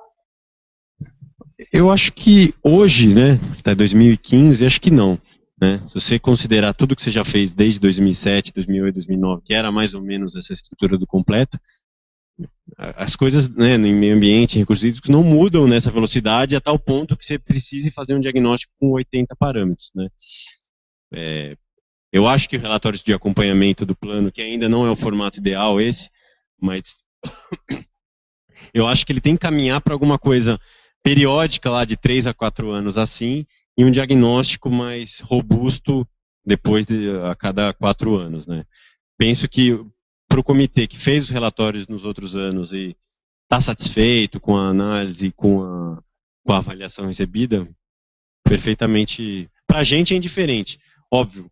Eu acho que o relatório simplificado é mais fácil para ler e para analisar a situação da UGRI, porque ele vai direto aos 5 temas aí principais, mas não tem essa distinção, não. A gente lê e avalia e tem relatórios bons de todos os lados e relatórios a melhorar de todos os formatos também.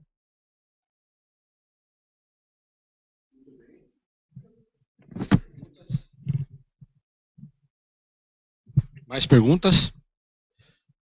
Então, Bruno, agradecer aí a sua colaboração, presteza, muito obrigado.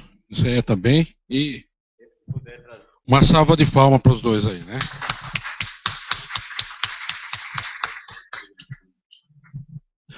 Obrigado. Alguém quer fazer mais algum... A Nilceia quer fazer alguma colocação? Você vai fazer uma apresentação?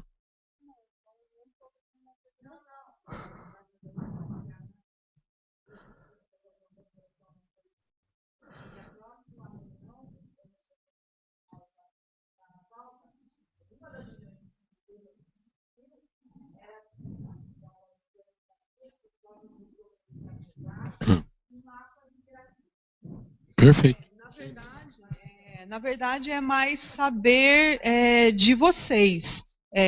Qual é o planejamento do comitê, como que vocês planejam trabalhar na revisão do plano de bacia e quais são as demandas, ou seja, o que vocês esperam que o DGRH venha aqui apresentar, no que a gente pode ajudar. Na verdade, é mais ouvir vocês para a gente poder preparar aí essa próxima reunião.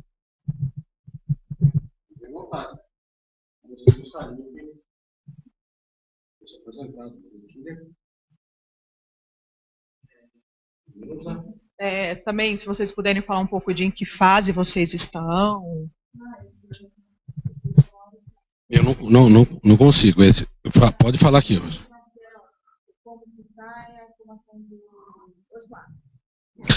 Tá, vou tirar. Tá.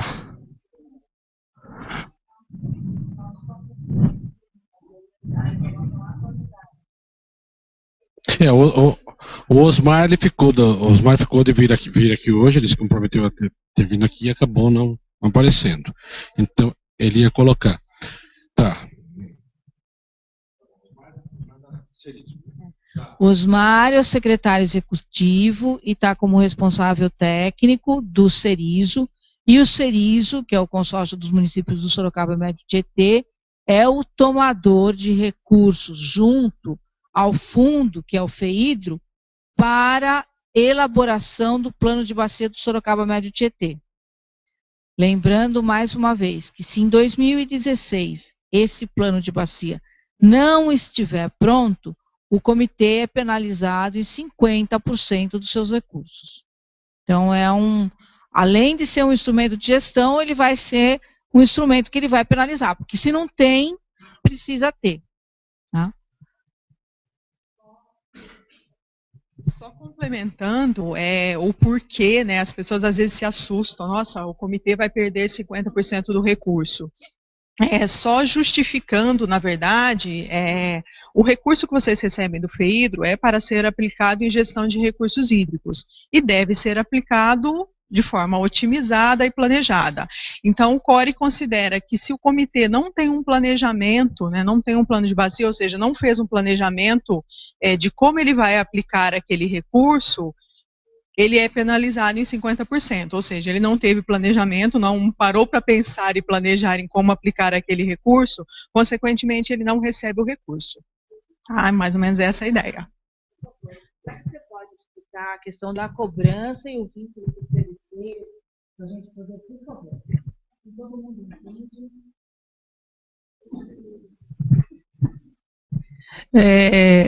Bom, eu sou Eleusa, eu represento a OAB, e para quem não me conhece, a OAB de Mairinque, e estou na coordenação da Câmara Técnica da Cobrança, até nós elegemos o próximo coordenador.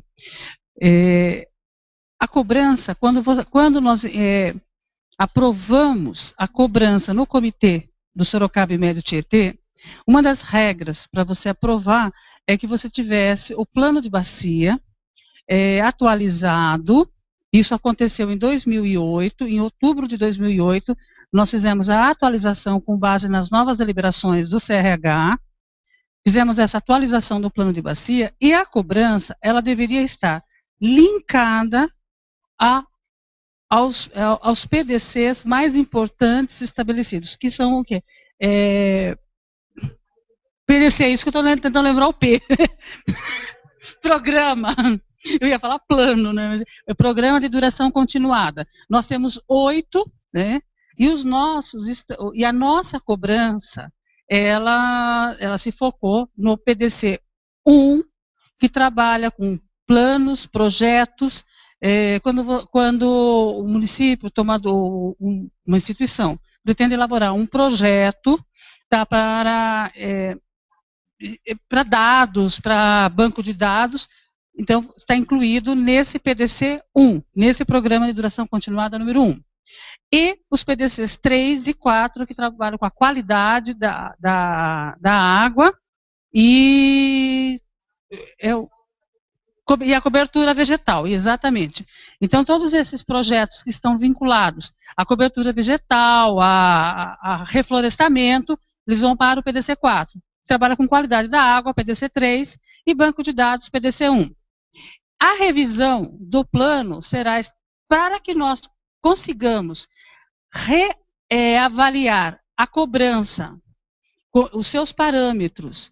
Nós precisamos revisar o plano de bacia, inclusive as metas desse plano, para que possamos alterar, inclusive, a destinação em percentual para esses novos PDCs, que o plano de bacia revisado irá apontar a necessidade.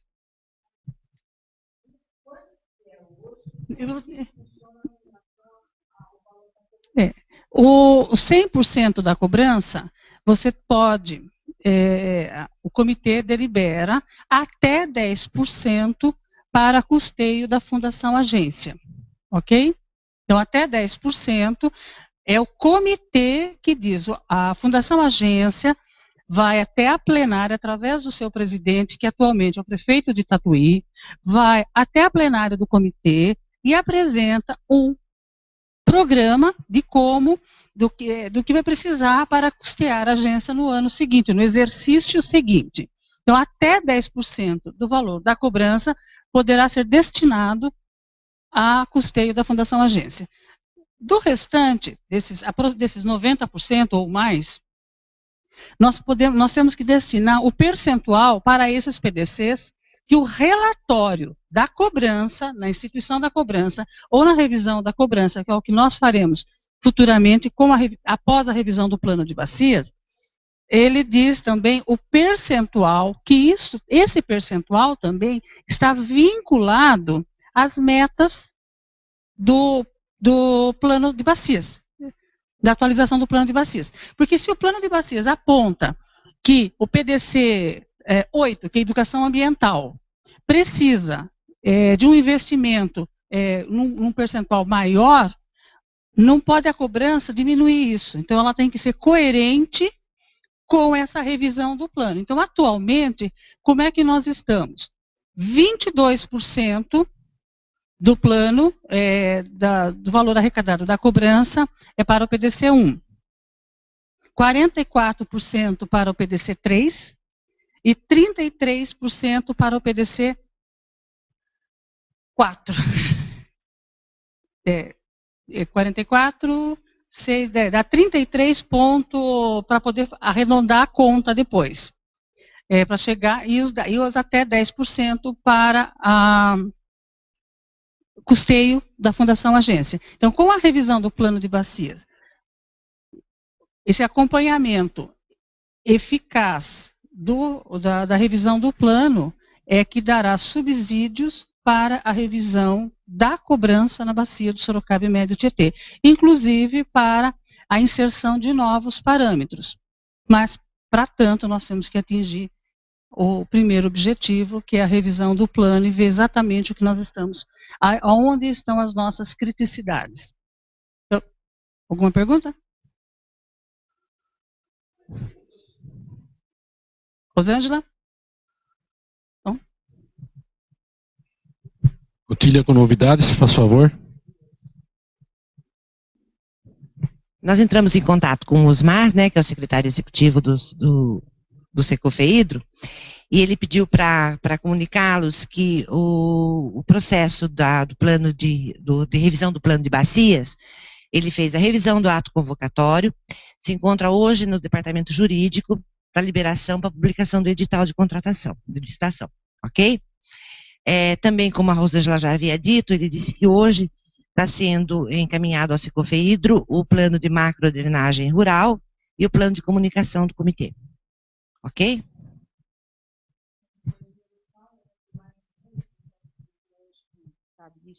É mais ou menos um mês depois que é isso. Então, a previsão para a gente poder começar a discussão era em outubro. Foi isso que foi combinado na última reunião, né?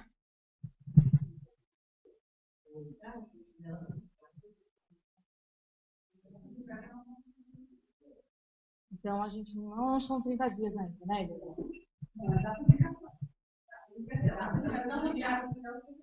Não foi publicado ainda.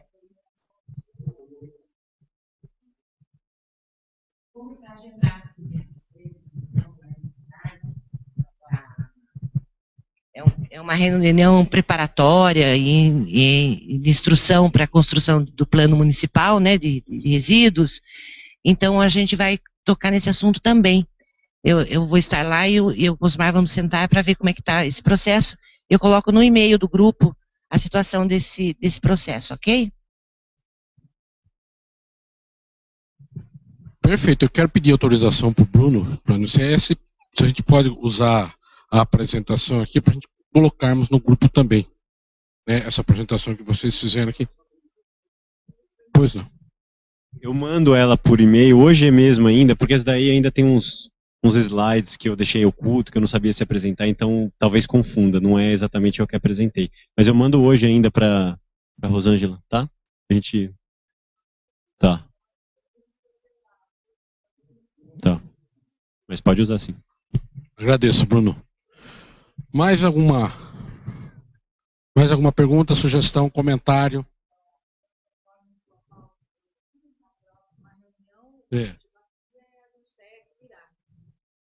Nilceia.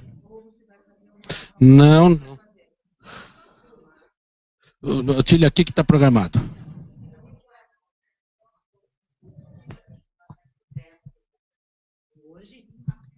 E o mapa interativo depois. Tá? Que seria o tempo da liberação do processo da revisão do plano. Tá? É o mapa interativo a próxima reunião.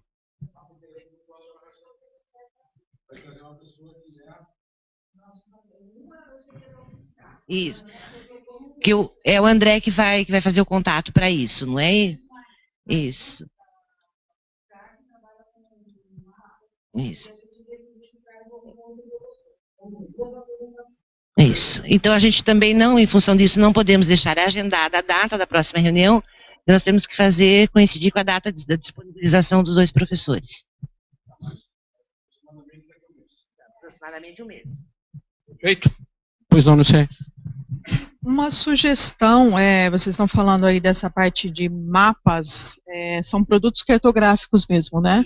Uma sugestão, enfim, a Rosângela e outras pessoas que já estiveram em reuniões, nos seminários que a CRHI faz com os comitês, no último seminário, se não me engano foi em setembro, nós convidamos o pessoal da Secretaria do Meio Ambiente, a Arlete, especificamente da Coordenadoria de Planejamento, né, que coordena o projeto DataGel. Tá? É uma sugestão, vocês poderiam convidar a Arlete, a equipe da Arlete, enfim, para fazer uma apresentação e apresentar a vocês o DataGel. Por quê? Porque o DataGel, que é essa infraestrutura de dados espaciais, ele vai ser o padrão para o estado de São Paulo, nessa parte toda essa parte de produtos cartográficos, tá? Então, a Arlete pode vir, pode apresentar todo o conteúdo, unidades de conservação, uso e ocupação do solo. Nós estamos, inclusive a CRHI está trabalhando em conjunto com o pessoal do DataGel para desenvolver coisas mais específicas voltadas para a gestão de recursos hídricos.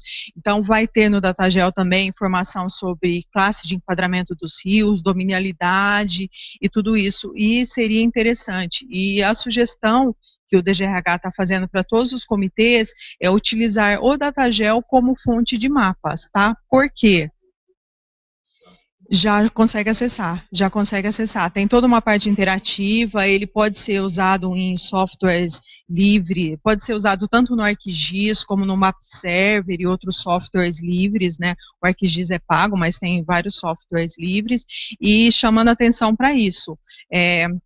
Como ele tem os mapas que são produzidos pelo IGC, pelo IPT e outros órgãos de São Paulo, todo o material que está no DataGel já foi consolidado e ele é um material, são fontes oficiais do Estado de São Paulo, né? Então, todo o material que a gente trabalha lá, a gente sabe que já foi consolidado e tem essa garantia de ser todo o material das fontes oficiais para o Estado.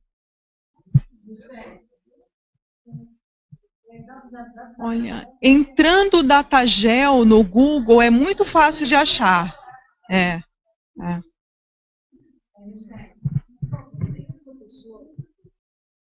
De mapas interativos, a proposta que traga o professor da UFSCar, em setembro, quando a gente foi lá, não me lembro, não foi nem um comitê apresentou. Ele apresentou lá em São Paulo, no CTH. Que eles estavam fazendo um trabalho com o professor. Você sabe quem é? Não, são dois professores. Eles já vieram uma vez e eles estão trabalhando ainda com isso. Então, eu acho importante que a gente...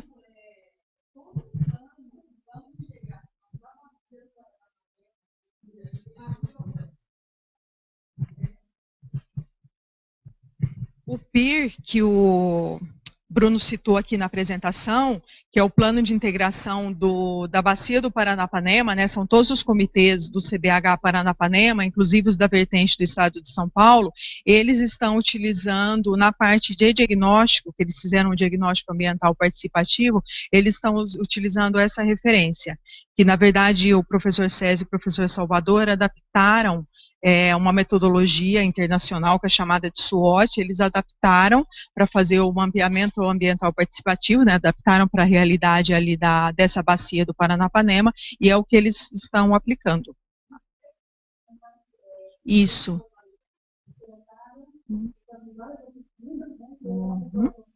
Sim.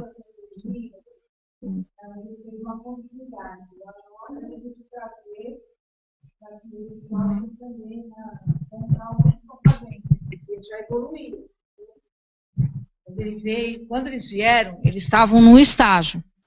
E eles mostraram, inclusive, essa tabela que você está falando, tentando consolidar os dados, dar um formato para os dados.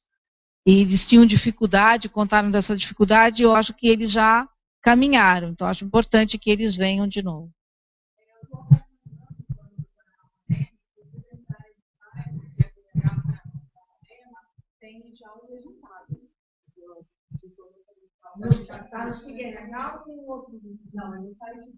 Do próprio Paranapanema. Porque eles têm um federal.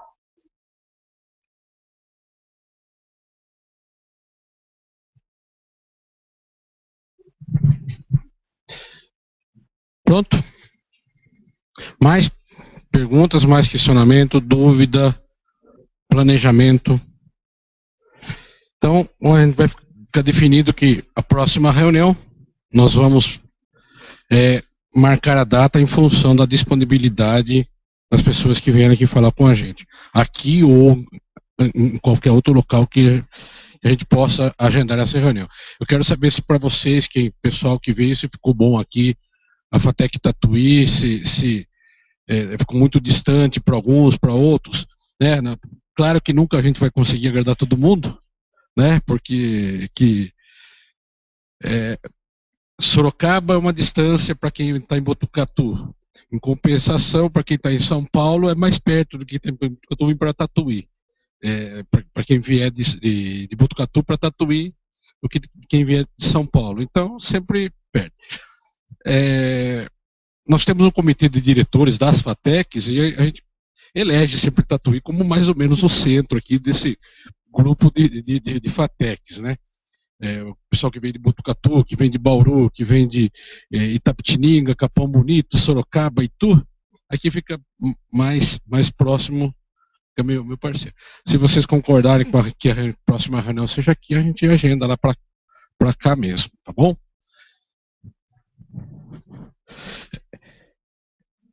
É mais ou menos 30 dias em relação a essa, aí vai depender da disponibilidade do palestrante, tá certo isso?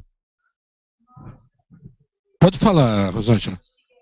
Onde estão as informações?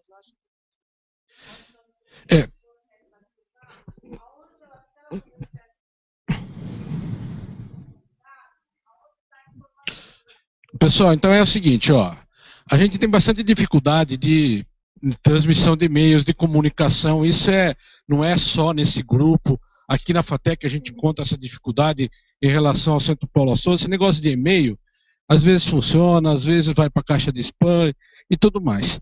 Existe um local que é o SIGRH, né, que é um site, onde tem todas as datas de todas as reuniões, de todas as câmaras técnicas, dos grupos de trabalho, da plenária e tudo mais. Então, toda essa atividade, a Rosângela, como secretária, ela vai lançando lá, cada um dos grupos vão lançando lá e vocês vão tendo essas atividades. É assim que funciona. Tá? Então, seguir RH? Você consegue acessar aí? Acessa aí para nós. É o Tília que tem a senha. Pessoal, quem tiver com prazo, horário estourado, aí fique à vontade, tá? Tá. Manda e-mail, faz favor. Oi? Quem for sair antes sem assinar a lista de presença, não pode, tá? Tem que assinar a lista de presença antes de sair. E depois, aos que quiserem ficar mais um pouco aqui, quiserem conhecer a faculdade, né, aqui é o prédio 1, tem o prédio 2 lá, aqui nesse meio, esse prédio que está aqui é o estúdio de tecnologia em produção fonográfica que tem aqui dentro, no outro prédio nós temos os laboratórios de automação, e lá na frente temos um auditório lá para 340 pessoas, tá certo? A gente os que quiserem ficar aqui depois um pouco, a gente vai mostrar a faculdade. Os que precisarem ir, fiquem à vontade.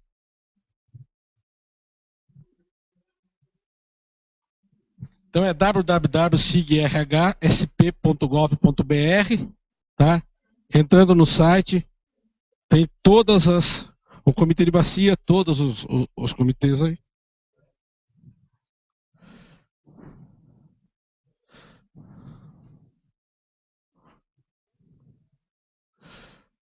Quem falando, Otília, ou quem falando, Rosângela? Fala, Otília.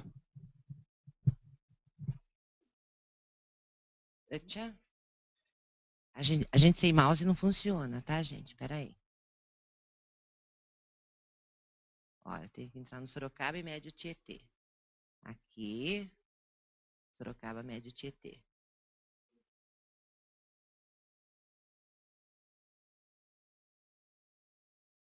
A nossa internet está lenta, tá, gente? Vamos. Tá carregando.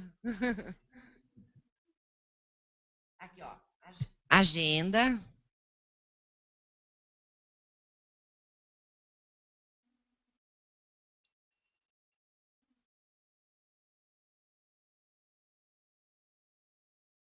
É isso, né, Rosângela? É nessa agenda aqui mesmo. Ó, aqui estão todas as reuniões. Ok, pessoal? Isso. É. Local? Aí você clica lá. Deliberando isso na última reunião. Aí você abre. Ok?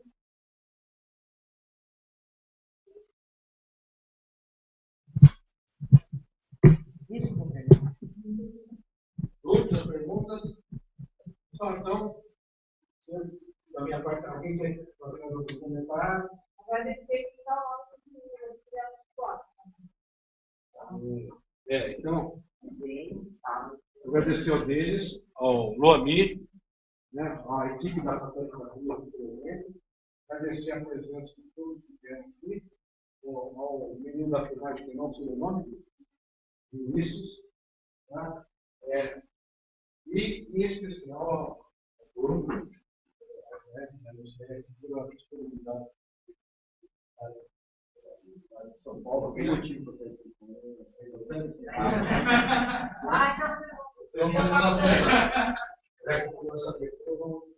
A influência aí que veio o Bruno também, né? O Bruno profissional. Eu vejo aqui, você já veio aqui? Veio um pouquinho para frente de Pereira, né? Por que que ela está falando para você?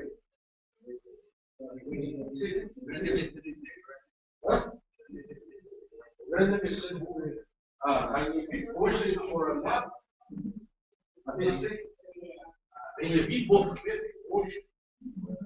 Esse?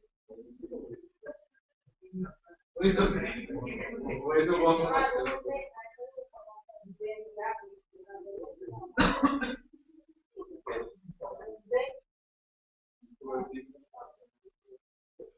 Professor José, nós temos que botar tudo agora, a lei mudou, né? A nota uma nova lei.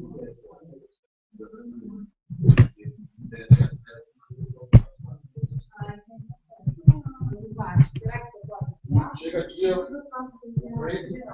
Não, a gente está política ouvindo as pessoas. Outra conta.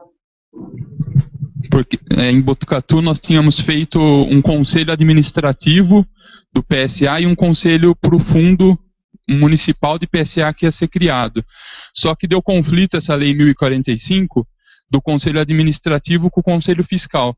Daí Botucatu desenvolveu uma nova lei, né, baseado na renovação com recurso ainda da Sabesp, de 1% da receita líquida da Sabesp, que vem para pagamento por serviços ambientais. Então, nós renovamos a lei agora para poder viabilizar o pagamento. Então, em breve, a gente já quer soltar editais para ver se o produtor já tem um ganho ambiental aí com a sua propriedade. Mas, principalmente, lá é na região da bacia do Médio Paranapanema, porque é o Rio Pardo, né? Então, não envolve... mas isso. Bom, é isso que tem para falar. Daí, quem quiser ter acesso, eu posso passar para a Rosângela também, a nova lei, e daí ela pode passar para o grupo.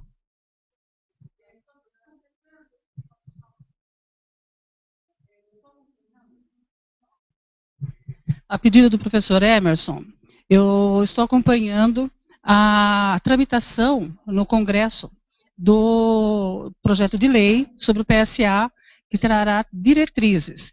Ele recebeu algumas emendas, agora ele foi para a Comissão de Constituição e Justiça, e pelo que nós estamos percebendo, até o final do ano, ele deve ir para votação na Câmara dos Deputados. Seria a lei federal que trará as diretrizes para pagamento por serviços ambientais no território nacional. A estadual está sendo discutida e nós estamos com uma discussão que está acontecendo no Conselho Estadual de Recursos Hídricos através da Câmara Técnica de Proteção das Águas. Quem está acompanhando é um funcionário da Secretaria de Meio Ambiente de Sorocaba, mas a gente tem acompanhado através das notícias, que uma das propostas será alterar o manual do FEIDRO, do Manual de Procedimentos Operacionais do FEIDRO, para poder contemplar o PSA, inclusive com recursos da cobrança nas bacias hidrográficas. O coordenador do nosso grupo de trabalho de pagamento por serviços ambientais é o professor Emerson, da UFSCar Campo Sorocaba, a qual eu participo também.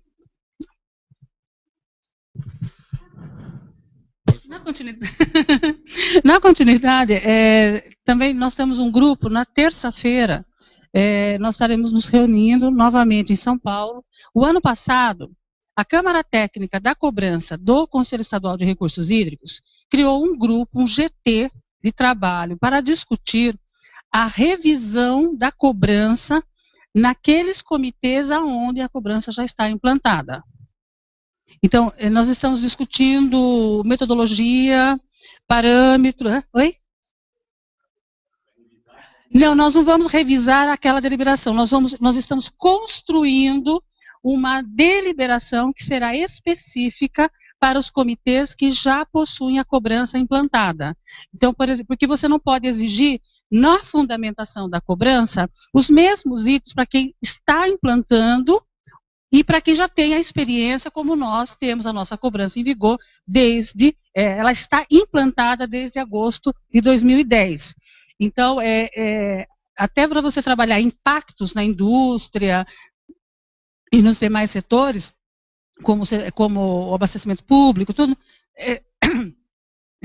são outros indicadores que nós teremos que trabalhar. Então, esse GT está caminhando e possivelmente até o final do ano nós estaremos fazendo uma grande reunião envolvendo os três comitês, porque eles foram divididos em vários grupos, são 5 grupos. O grupo que o Comitê do Sorocaba e Médio Tietê participa inclui o Piracicaba, Capivari e Jundiaí e o Alto Tietê. Então, em breve, nós estaremos fazendo uma reunião com os 3 comitês.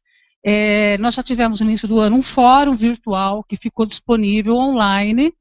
Nós avisamos, inclusive, em reunião plenária em Votorantim, e depois fizemos uma reunião em março, chamando, inclusive, os usuários para estar participando e conhecendo esse fórum virtual. Antes dessa grande reunião, nós iremos abrir novamente o fórum virtual para que todos tenham conhecimento, e depois nós iremos para a reunião, essa reunião que, no nosso caso, envolve os 3 comitês, o Alto Tietê, o PCJ e o Sorocaba e Médio Tietê. Ok? Mais algum informe? Pergunta, Wendel? Nenhum? Pessoal, então, mais uma vez agradecer a presença de todos aqui, tá? E conclamar a todos a participarem nas ações de execução também, né? Aqui a gente nós coordenamos as ações, né? Não dá para a gente executar tudo sozinho. Então, o grupo como um todo é que tem que ser o executor dessas ações, tá? Para melhorarmos a nossa nota.